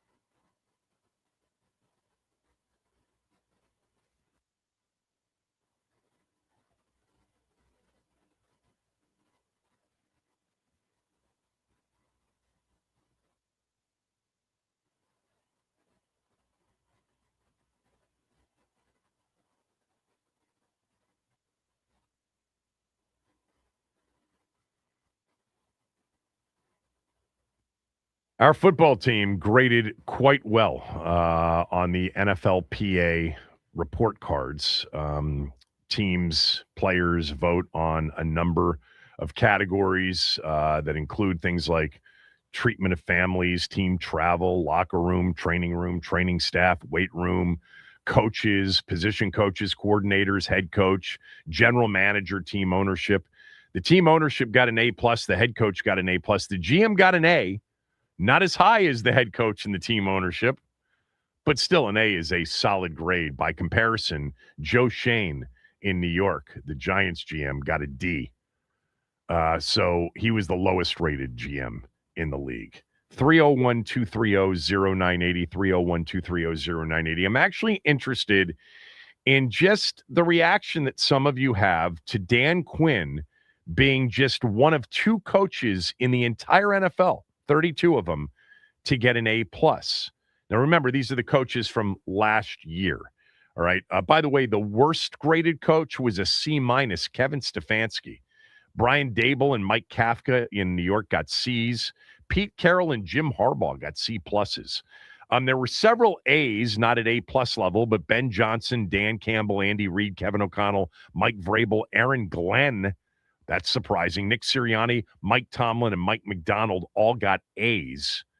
But the only two A+ were Sean McVay and Dan Quinn. What do you think it means? Is it significant? For me, I don't think this is an A+ based on, man, it is Club Med in Washington. It's so easy. I mean, they don't make you work hard at all. They pay you well, and he's such a nice guy, cares about my family, remembers my wife and kids' names. I don't think it's that. I think they've got too many, remember, they're the oldest team in the league, and those guys vote too. Too many guys who have been through the wars in really good situations like Zach Ertz and Bobby Wagner and Von Miller as examples that wouldn't say, A+ if it were just because he made it easy on everybody. I think it's a sign of incredible respect for Dan Quinn, the man, yes, and the leader, more importantly. And I think that's what Josh Harris and Mitch Rales and Mark Gein and ownership and that, that committee that they put together with Bob Myers and some of the others, I think that's what they were looking for. And I think that's what impressed them more than anything. They were coming off and basically they had inherited a program that had no culture, not only in the offices on one side of the building, but in the locker room on the other. And they could have gone new general manager and brand new coach, maybe, but they thought that was a risk. And I think they've gotten what they've wanted out of Dan Quinn. It doesn't mean that I think they're done with Dan Quinn. I don't. I think Dan Quinn's a fine football coach. I'm not going to put him up in the elite level, but I think he's a fine football coach. I mean, there are plenty of examples to cite that Dan Quinn's been a pretty good defensive-minded head coach or defensive coordinator. Yeah, not here. True. Just like Rivera. Not here. True. Rivera for different reasons. Obviously, different organization. Plus, he came in as the head coach and general manager. But I think that this is genuine, and I do think it's significant.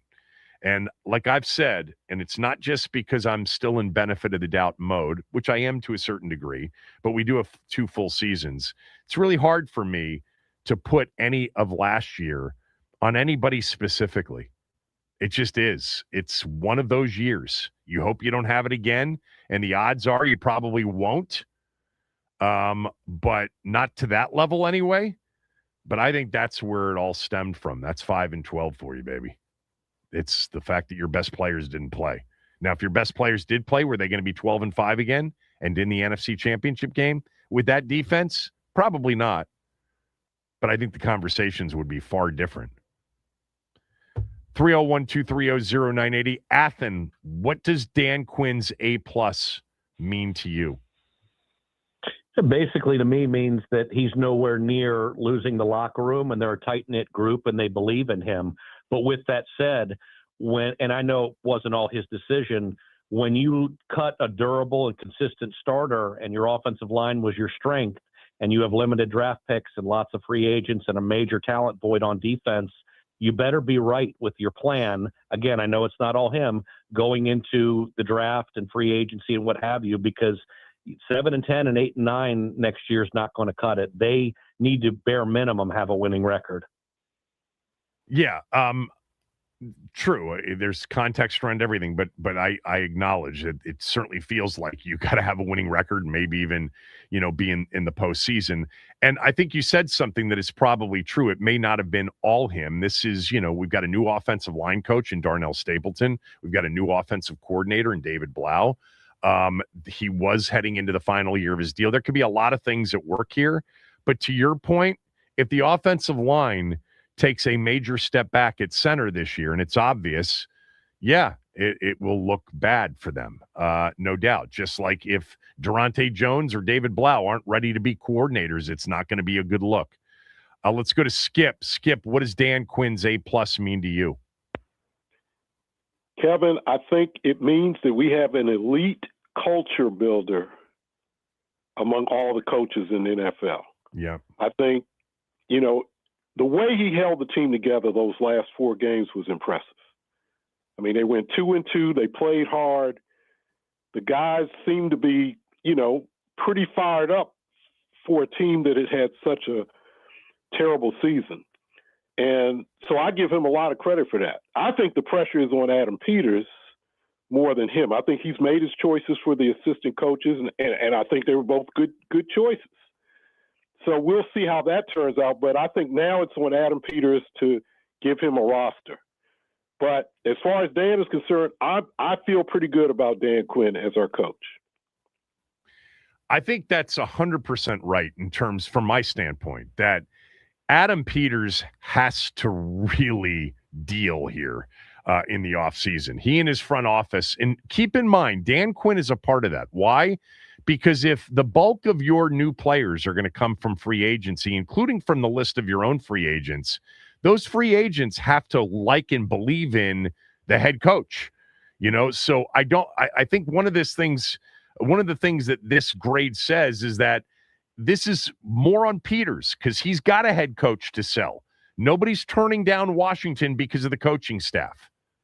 You've got opportunities because of the coaching staff. You have an opportunity, I think, opportunities on offense because of the quarterback talent.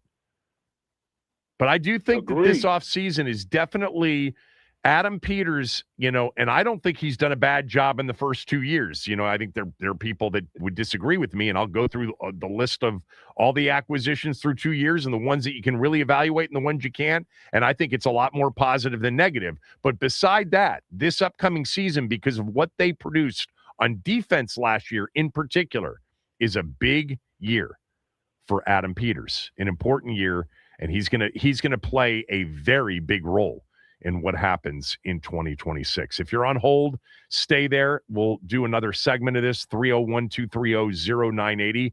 What does Dan Quinn's A+ grade on the NFLPA report card? So one of just 2 coaches, he and Sean McVay, to get A+. What does it mean to you? Kevin Sheehan Show, the Team 980 and the team980.com.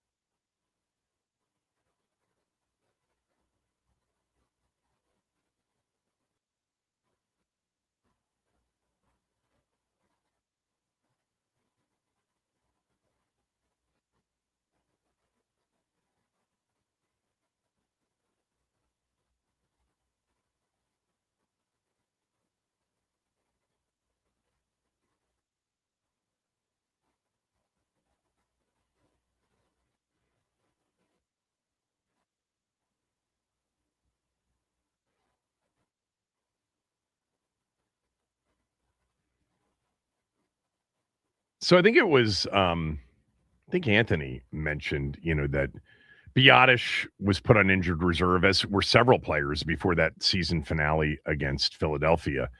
And Nick Allegretti did start at center in the season finale against the Eagles and had, a decent game as a pass blocker.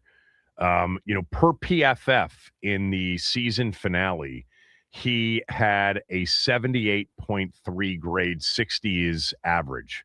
So he had a very good pass blocking grade in the season finale against the Eagles. The Eagles weren't playing a lot of their players, remember, in that game either. The starting quarterback was Tanner McKee in that game. They sat a lot of their starters, except for, right, Max, didn't they play Devontae Smith early in that game so he could go, over 1,000 yards, was it? Something like that, yeah. Something. Reception-wise or yardage-wise, they played him early in that game. But, neither team was playing their starters. Although, now that I'm thinking about this, Philly did play some of their defensive starters in that game. I'm pretty sure they did. I'm going through right now, just snap count-wise, defensively. I mean, Campbell played. Nolan Smith played. Jordan Davis played 34 snaps. Brandon Graham wasn't a starter. But Jordan Davis played 34 snaps in the game. The rookie Campbell played 62 snaps. They sat a lot of their defensive starters, too. Not every starter, but they sat a lot of their starters. All right, back to the question at hand. Dan Quinn, A+ grade in the NFLPA report card that wasn't supposed to be released, and it wasn't, but it was leaked. Only two coaches in the league to get that A+ grade, Sean McVay being the other. What does it mean to you? Ian's been on hold. Ian, go ahead. When he was hired, there was a lot of Rivera 2.0 comments because of his NFC South and playoff record, et cetera. Well, he had gone to a Super Bowl. I mean, there was, and so did Ron. Rivera, they both lost Super Bowls. Yeah. And honestly, when I see this, it reminds me of Rivera 2.0. A very good person, a very good culture setter, a very good cliche spewer, but it doesn't mean anything. When I went down that list, I could name 20, maybe 15 coaches I'd want. I'll ask you, would you rather have Jim Harbaugh and his C+ or Dan Quinn and his A+? I don't think you would even debate taking Jim Harbaugh over Dan Quinn. So it doesn't mean much to me. I think I've suggested person. It's not an X's and O's grade, right? You did hear me say that. Yeah, I did hear you say that. But The point is, the grade kind of means nothing to me because he's been in the league for a while and he's a 500 coach, just like Ron Rivera has been in the league for a while and was a 500 coach after his stint in Washington. I don't think he's a bad coach, but I don't think he's a good coach in any way. There's enough objective metrics over time that kind of indicate that he's just not good. And I can't get over the hold fact. on. Not good. Then are you saying less than average?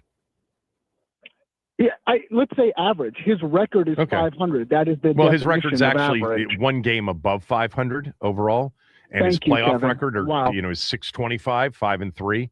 But yes, essentially 500. Correct.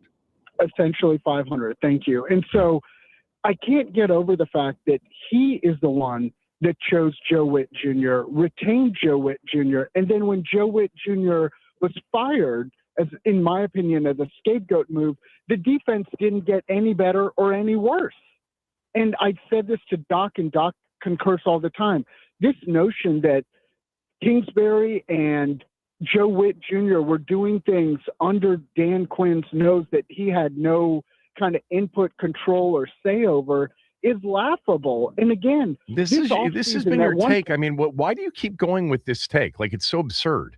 What did you want him to do with the players they had available to him? So if the players were the problem, then why did you fire Cliff Kingsbury?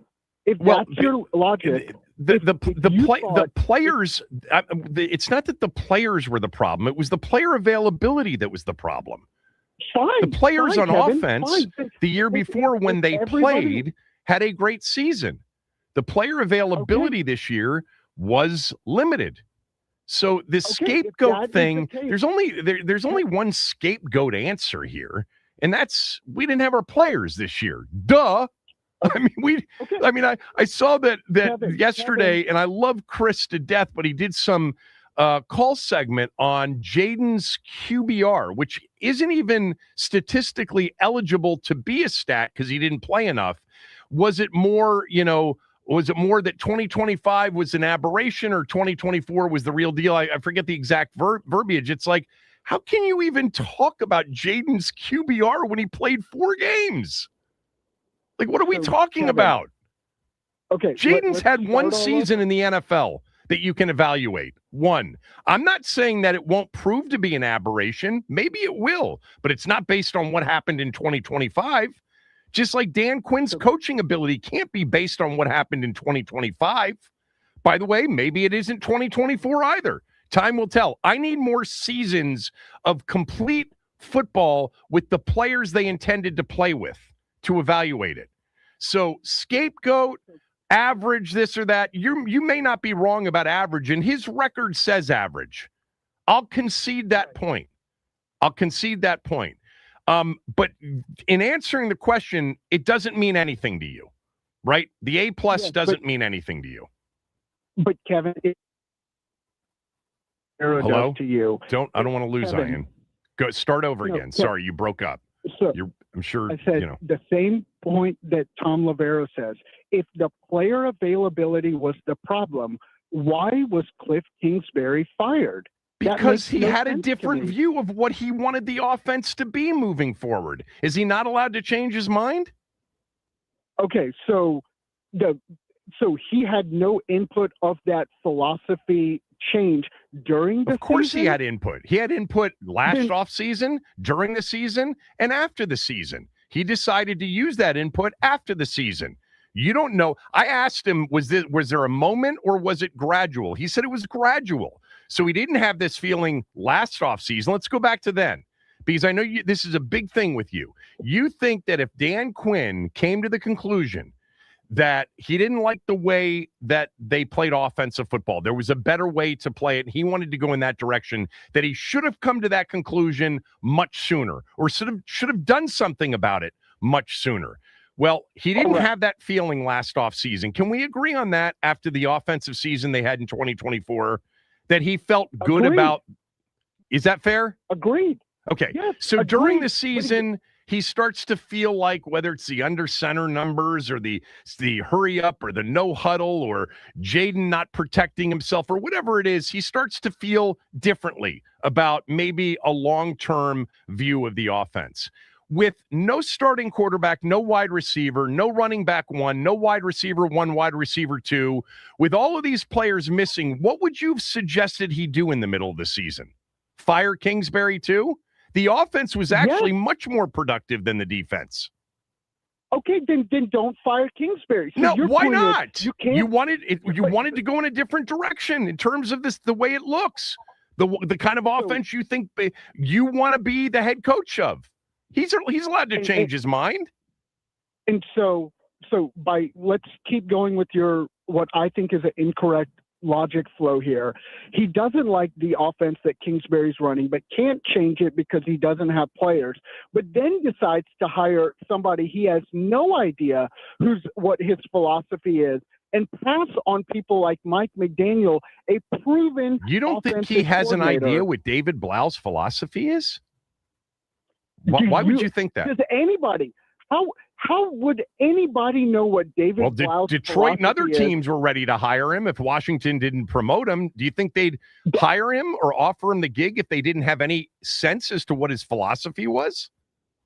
I don't care what Detroit does. I'm talking about what Washington chose to do. You think Washington just winged it and promoted David Blau without having a clue as to what his philosophy is offensively? Is that your position? Really? That is my position. Okay. And so, Kevin, well, then you're right. I mean, it shouldn't mean anything to you because you think he's a complete and utter incompetent. Who would promote somebody to offensive coordinator without knowing what they believe in offensively?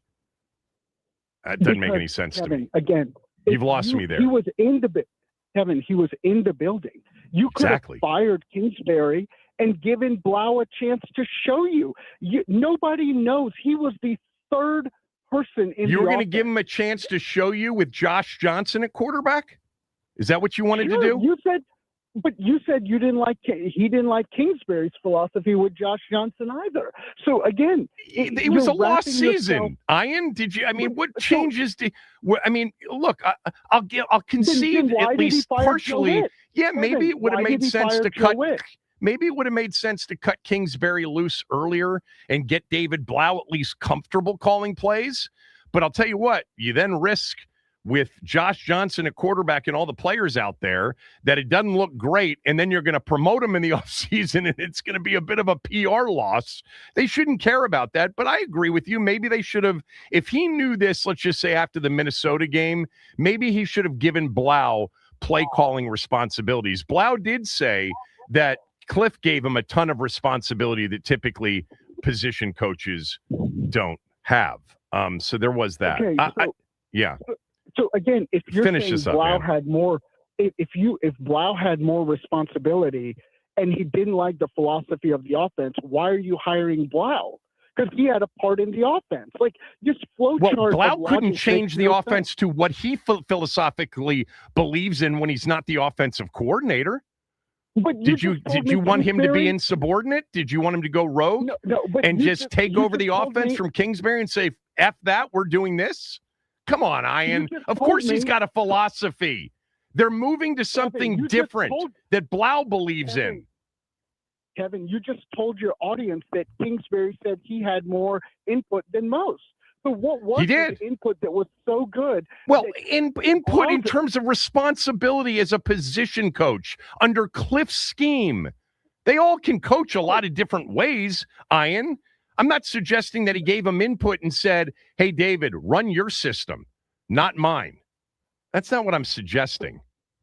I gotta move on. People honestly get tired of me giving you this much time. Let's go to Ross in Tampa. Ross, Dan Quinn's A+, what does it mean to you? Kevin, spoiler alert, I'm one of those people. What's good in the hood? What's up? How are you, Ross? Good to see you. I'm good, man. So I'm going to just keep it short and simple. It's one of those situations where, like, scale from 1 to 10, how willing are you to run through a wall for your coach? I became a fan of this organization just as Spurrier had left, and I just can't see anybody looking at Quinn just based off of, like, how he is personable with his players, his staff, and everybody around him. The same way anybody would, like, you have Quentin Portis on from time to time. I would love for you to ask him his thoughts on Zorn. He wouldn't say nothing about Zorn that the next player would not say about Zorn. Quinn, if that makes sense. A lot of the guys didn't like Zorn. They thought he was a bit of a dope. So, yeah. And I know, like, go ahead. They thought he was a bit of a dope. I mean, really, legitimately. Like, how is this guy an actual head coach in our league? Like, that was the one who was hanging out with you and Tommy. That's the one you were talking about? Yeah. I mean, when he wouldn't comply, remember, with what their demands are, and they brought in the bingo caller. Yeah. And to call plays. He was so checked out, literally for a week and a half. He just kind of stopped in to when Tommy and I were doing the show and hung out with us and would talk to us during breaks in our studio at the park. It was actually pretty funny. But anyway, go ahead. Continue. Quinn won me over during the introductory press conference, and he's just a very good sell, very good, believable guy. He kind of got a little bit more of that when you saw him on Hard Knocks and he was running the defense, and just how proud he is of his guys. Win, lose, or draw. You can just see it with him. So I definitely can understand the A+ grade. It does fall in the lap of Adam Peters. Like, at my house, my wife's the general manager. I'm the head coach. She gets the groceries. I do the cooking. And the final taste test falls on me. So, I don't look at the whole X's and O's things. But at the same time, though, I don't have any issues with the A+ grade, man. I love it for Quinn. But I'm hoping, the final product at the end of Sunday is an A+. That's all I got. Thanks. Appreciate it. Let's go to Robert in Annapolis. He wants to weigh in on our team, and we allow it because he's a long-timer. Robert, DQ's A+ means what to you? Robert. Put Robert on hold. Let's go to G. G from the shop. What does DQ's A+ mean to you? It don't mean what Ian was talking about. Ian talking about that, man. Dan Quinn know he on the hot seat, and he talking about Dan Quinn picked somebody like it's a mystery box to run his offense. That's insane, man. I know why you gave him that much time. You gave him that much time because it's insanity. Look, don't produce my show for me. Don't produce my show for me. I give you a lot of time. A lot of time. Look, I don't care, man. Iron Man, shout out to Iron Man, because that was foolish. But it means to me that Dan Quinn, he knows how to coach pros, man. Everybody can't coach pros. Everybody can't coach multimillionaires. You know what I'm saying? Especially when you know there was no mutiny in the locker room this season. Especially with all the type of ways we was losing in the fashion we was losing, you would think some mutiny would have came out, some dirty laundry would have snuck out the locker room. So none of that. And I'm sure this voting was player anonymous. So you don't know who's vote giving you a bad vote or a good vote. And after losing as much as we did, and they still give him a good vote, a vote of support, that shows that he knows how to communicate to these pros, man. Everybody can't do it, man. We've seen them. Nick Saban, Urban Meyer, you know, Jim Beeline, you know, in basketball. Beeline's a good one. He's a college coach. Yeah, but look, even with Bill Belichick's insufferability, that got old once they started losing. Once they stopped winning them Super Bowls, that got played out, and people started tuning them out. That's why it was a good move for him to go to college. But man, nah. And Logan Paulson came on the air when they hired Dan Quinn, whenever they hired him, talking about how he seen him when he was in Atlanta. Yeah. So when you get your players to really still like you, even if y'all lost a lot of games, still respect you, that means he knows how to defer. He knows how to communicate. And for anybody to think that David Blau was in our building this whole time, who else knows him better than us? We don't have to go back to that. But I think your point, not everybody can coach pros, and not everybody can coach in a way in which you can communicate to a rookie and you can communicate, to a 36-year-old vet like Bobby Wagner or Von Miller that have had this success. You know, I want to mention something, and I'll do it with you. Keep G on. The comparison to Ron Rivera, let me just say this from a personality standpoint. I think I can speak to this. I can't speak to Ron Rivera in Carolina versus here other than to say what people said about Ron Rivera when he got here, and he faced a hell of a lot of adversity, right? COVID, cancer, investigations, loss of team name. This is before they ever take their first snap in 2020. But that he was incredibly sensitive, defensive, and became very political. And players didn't view him the same way here as they did in Carolina. The players view Quinn the exact same way here as they did in Atlanta, or they did in Dallas when he was a coordinator, they did in Seattle when he was a coordinator. And I would say that the big difference, the single biggest difference is he's coaching the team in an organization with normal ownership. Ron Rivera was coaching and GMing the team in an environment with abnormal ownership. Big difference. Anyway, did you have anything else, G? No, you're right. Dan Snyder was a cancer, but at the same time, when we was losing like we was this season, getting boat raced, and we wasn't hearing Dan Quinn come on here and say, well, our guys ain't running our scheme. If they did what we was saying, he wasn't throwing players under the bus. We wasn't hearing stuff being leaked, people complaining. So especially in a losing season, because you know how miserable losing is, and I will tune out and get real belligerent if I keep losing like we was losing. And for that not to happen this season, that's a feather and slim cap, man. He didn't lose the joint in a bad day, in a real bad day. So that shows us shows he knows how to communicate to the player and still relate to him. You know what I'm saying? I'm with you. Multi-millionaires, man. I'm totally with you. Look at how much time I gave you. See ya. Paulie, Mark, Bobby, everybody else on hold. We'll do this another segment. What did DQ's A+ in the NFLPA's report card mean to you? Kevin Sheehan Show, the Team 980, theteam980.com. Don't forget, we are free and live on the Odyssey app, and you can watch the show on the Team 980's YouTube channel. Hit the subscribe button and hit the like button when you get there.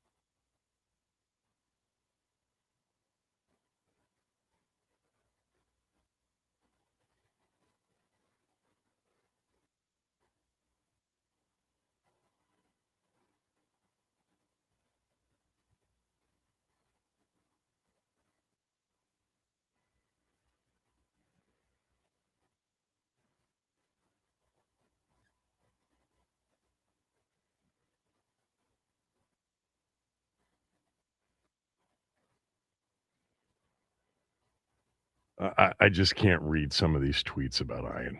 It's just too mean-spirited. I'm not going to do that. But if you want to know why I take his calls occasionally, it's because of the reaction he gets. Not everything is, commonsensical. Bobby in North Carolina is on hold. Bobby, what is Dan Quinn's A+ per the NFLPA report cards? The only one of only two coaches, along with Sean McVay, to get an A+ grade. What does it mean to you? Kevin, it tells me honestly that we have our guy. I mean, if you go back and look at his history, Seattle, he was a top DC in the league. Atlanta hires him. He takes Atlanta to the Super Bowl.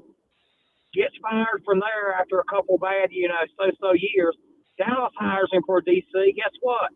Their defense is top 3 or 4 or 5 in the league for 3 or 4 or 5 years. We hire him.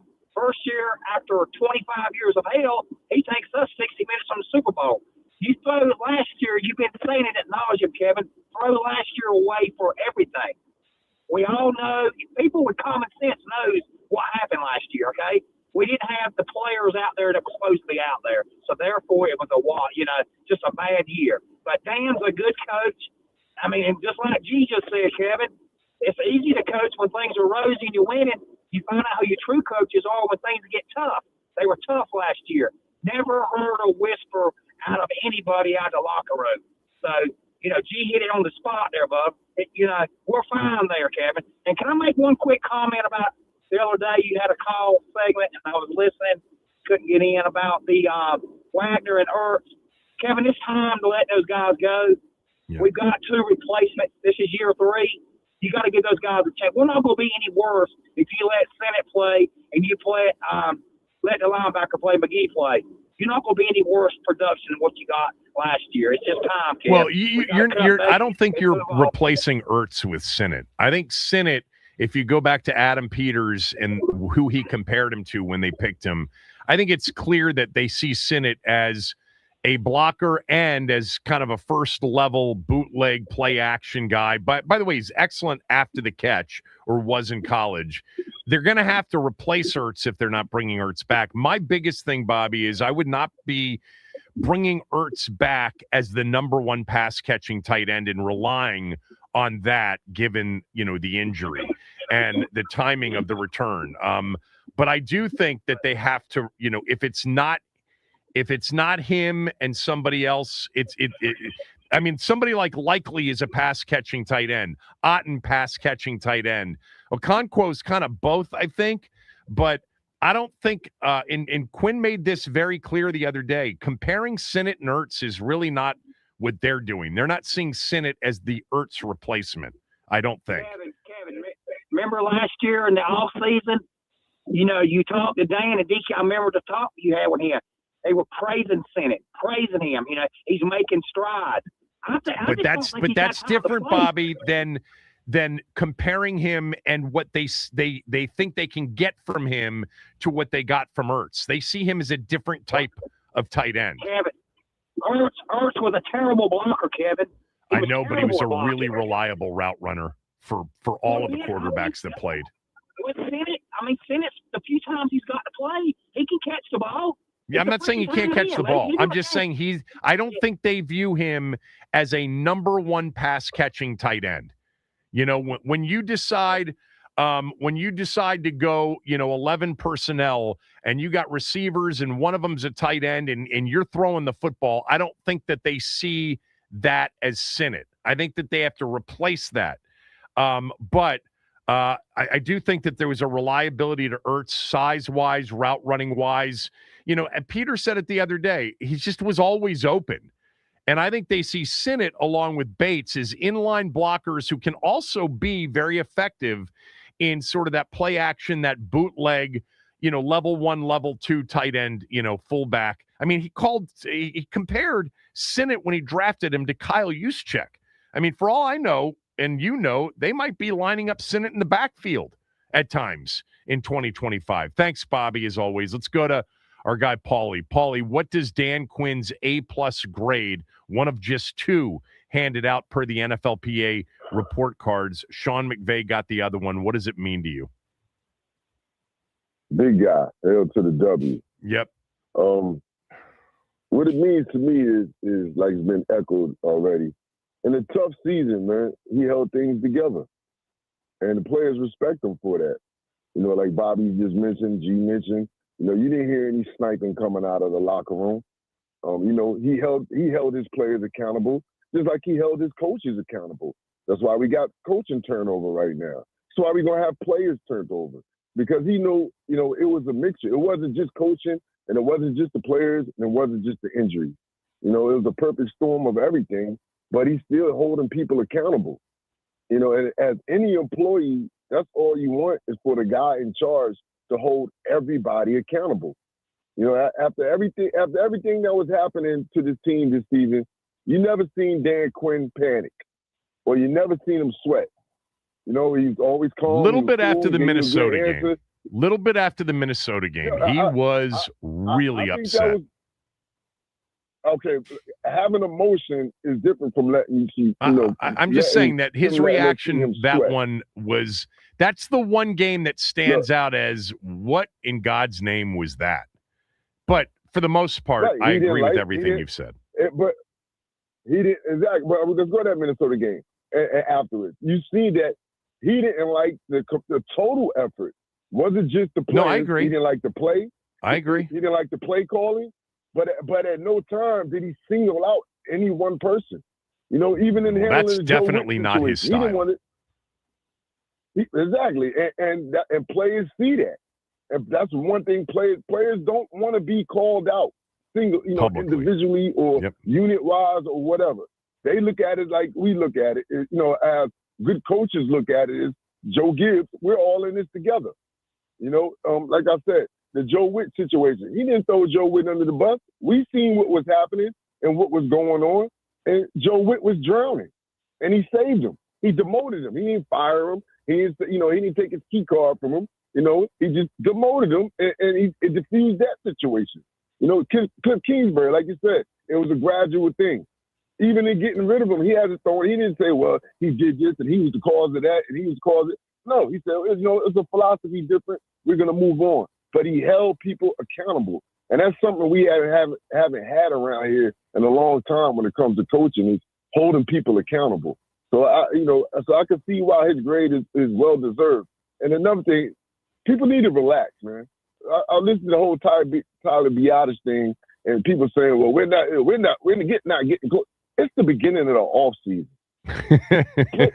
It's gonna be players that's not. Yeah, I mean, come on. Wait till you see what the solution is. And by the way, even when you see the solution, the idea that you know how it'll work out result wise is absurd. Can we get to July before we start saying this roster is not?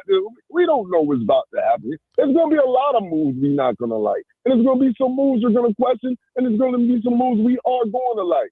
So let's not panic. Well, beyond that, Paulie, and you're too reasonable. The ones we like may end up being the ones that work out the worst, and the ones we don't like end up working out the best. It's a week-to-week league, and as I said at the beginning of the show today, we don't know anything. We have to suspend the reality to have these conversations because they're fun.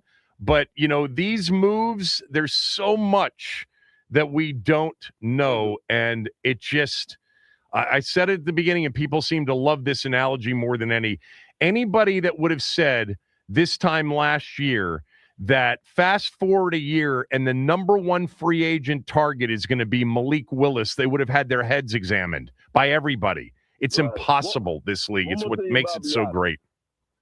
What? One more thing about Biadasz. Biadasz. I thought you didn't want to obsess about Biadasz. I thought you wanted to move on from Biadasz. No. I'm not obsessing about it. I'm just telling you what I was thinking about this as it was going on. One more thing about Biadasz. So you got to look at it like this too, right? He was making good money as a center. You got a guy on the left end, Jeremy Tunsil, that they seem to want to extend. That money got to come from somewhere. When you got to pay a player at a premium position, top market price, you got to get the money from somewhere. You know, it's a balance game, man. And that's what happens when you're in that type of situation. Well, to your point, I was about to quickly respond. I got to move on. I was going to quickly respond. They got plenty of salary cap space. But Adam Peters said the other day, it's not about salary cap space. It's about their cash budget. That doesn't mean that they've got, a lower budget or they're being super stingy and cheap. It's just that it's the cash flow.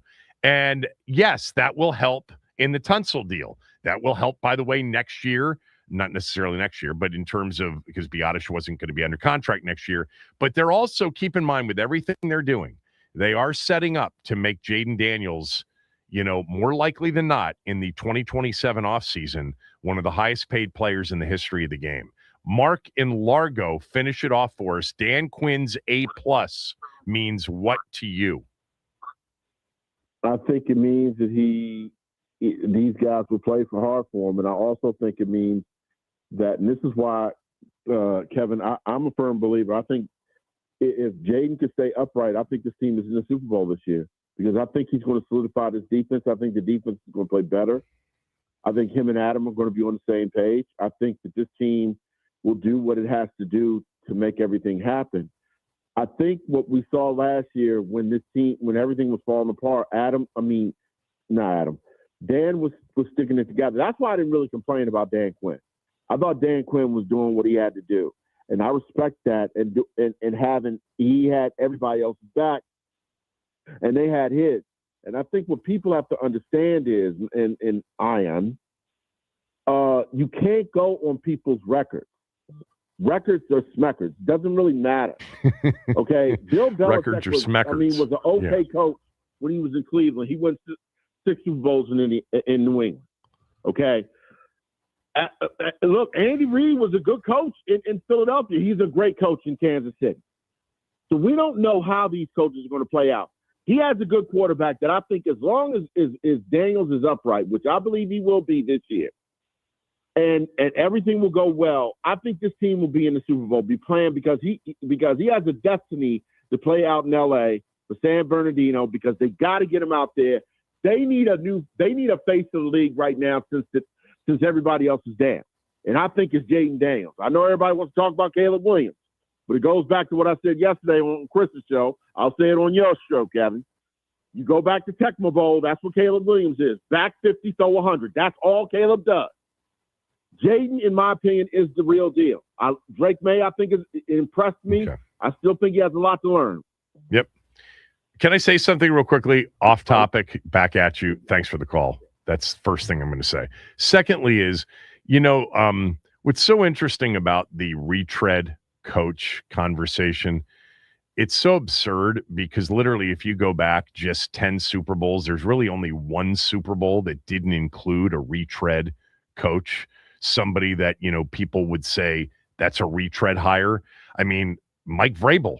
I think people knew Vrabel was a good coach, but he had been fired somewhere else. Andy Reid, you already mentioned. We had, in years past, Bruce Arians, in Tampa was a retread coach. Belichick was actually a retread coaching hire in New England. We've had these examples over and over again through the years. It's really a terrible default answer when a guy who had coached somewhere else and didn't win a Super Bowl and maybe wasn't, great, gets rehired. It's not necessarily a death knell, that's for sure. When we come back, there's been a lot of NFL news over the last 24 hours. Max will hit us with all of it when we return, including some big Cowboys news. Kevin Sheehan Show, the Team 980 and theteam980.com.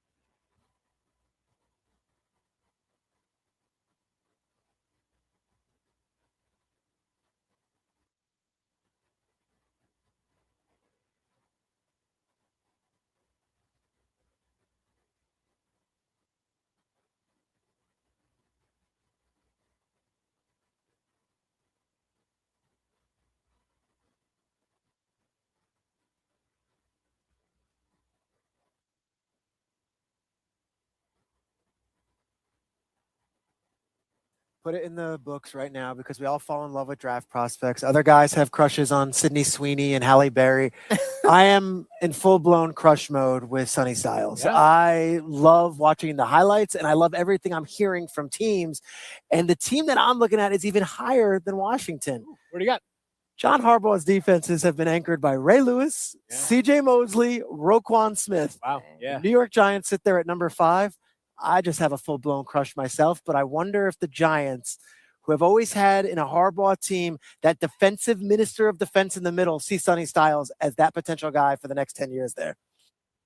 Peter Schrager from ESPN talking about the guy that Smoot told us at the end of the show is the guy he would take at number 7 overall. By the way, our poll of the day driven by Waldorf Honda. It all starts with a click, waldorfhonda.com at Team 980 is which player in your eyes elevated themselves the most on your draft board yesterday? There were a lot of defensive players working out.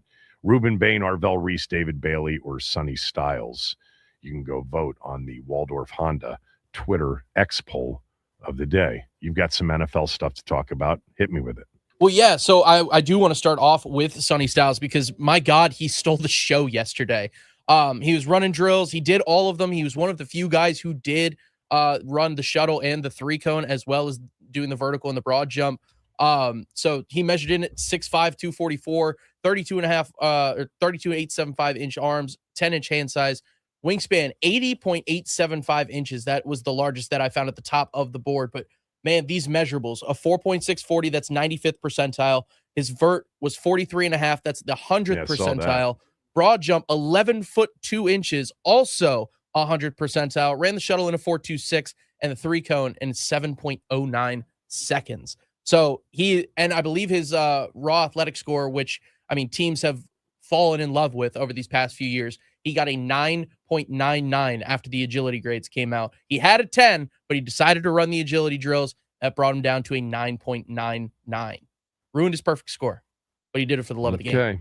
Well, we know that our front office loves their RAS scores on draft day. So, look, again, this is what happens at the Indy Combine. Players rise in popularity. Players fall in popularity. Sonny Styles was a very productive player. You don't have to just look at sack stats, which are not big, or forced fumbles or TFLs. Those numbers don't jump off the charts. But if you watched him play, number 0 at Ohio State was one hell of a player and one hell of an athlete. They had several of them on both sides of the ball. Ohio State did. So, the idea that maybe, Washington now won't have a shot, I think these draft boards are going to change significantly between now and draft, the first round of the draft. But certainly teams like the Jets and the Cardinals and the Titans and the Giants before Washington, maybe not the Browns. The Browns are already loaded on defense. But those are all possibilities for Styles to go. I mean, we have Caleb Downs, David Bailey, Arvell Reese, Ruben Bain Jr., and Sonny Styles. 5 defensive players that all have been mocked anywhere from 2 to like 16. But it seems like they're all now gathering in the top 10 for sure. What else you got? All right, so the other news that broke this morning was from straight out of Arlington, Texas. The Cowboys are franchise tagging George Pickens for the 2026 season. He's set, confirming his salary at $28 million with Dallas in 26, but there remains the possibility of working out a long-term deal. Both sides have until July 15th to sign a contract, or the player will play on the one-year deal or choose to hold out. What do you got here, Kev? Well, I got that this is not going to make him happy. He thinks he probably should be signing a deal in the, Justin Jefferson, Jamar Chase range and probably set the new market at $40 million plus per year. But you can make the case he's a number 2 on his own team with CeeDee Lamb. And so this is going to be the situation. And I'll tell you what, as it relates to the Cowboys and the way they do business, the way Jerry does business, this thing's not getting done if it gets done until 3 days before the opener. I'm talking about literally post Labor Day. That's when it'll probably get done if they get him to a long-term deal. But I'm sure he doesn't want to play on the tag. That's for sure, because in free agency right now, he'd be next to Malik Willis and who else? Maybe Trey Hendrickson, Alec Pierce. He'd be right there at the top of the board, and somebody would pay him a ridiculous amount of money and maybe set the market. I think Pickens is so interesting because he's clearly gifted. He's young. He's talented. He's got great hands. He's got great route running ability, the whole thing. And then there were games, and you're like, what happened to him? What happened to George Pickens? What game am I thinking of? Was it the Vikings game there, or the Lions game that they had to win? Remember, wasn't that a night game? And they pretty much had to win that game. They were playing well, and he just basically, short-armed like 2 deep balls that would have been touchdowns. I don't know. That's a tough guy to pay top of the market to. Easy to do it with Justin Jefferson. Easy to do it with eventually Puka Nacua or Jamar Chase. I don't know if the Cowboys will end up doing it. That is going to be a contract, standstill. And if it gets done per typical with Dallas, it'll happen right before the season starts. You got anything else quickly? Yeah, the salary cap jumps up $22 million to $301.2 million in this upcoming season. Okay. I thought it was going to be somewhere between 301 and 305 or whatever, 306. Yeah, it officially got put out this morning, so I figured I'd throw it on there. Yeah. The league just continues to make more money for, by the way, everybody, because the players are 48.5% revenue share partners in that relationship. So good for the NFL. Have a great weekend. Done for the day. Chris is next.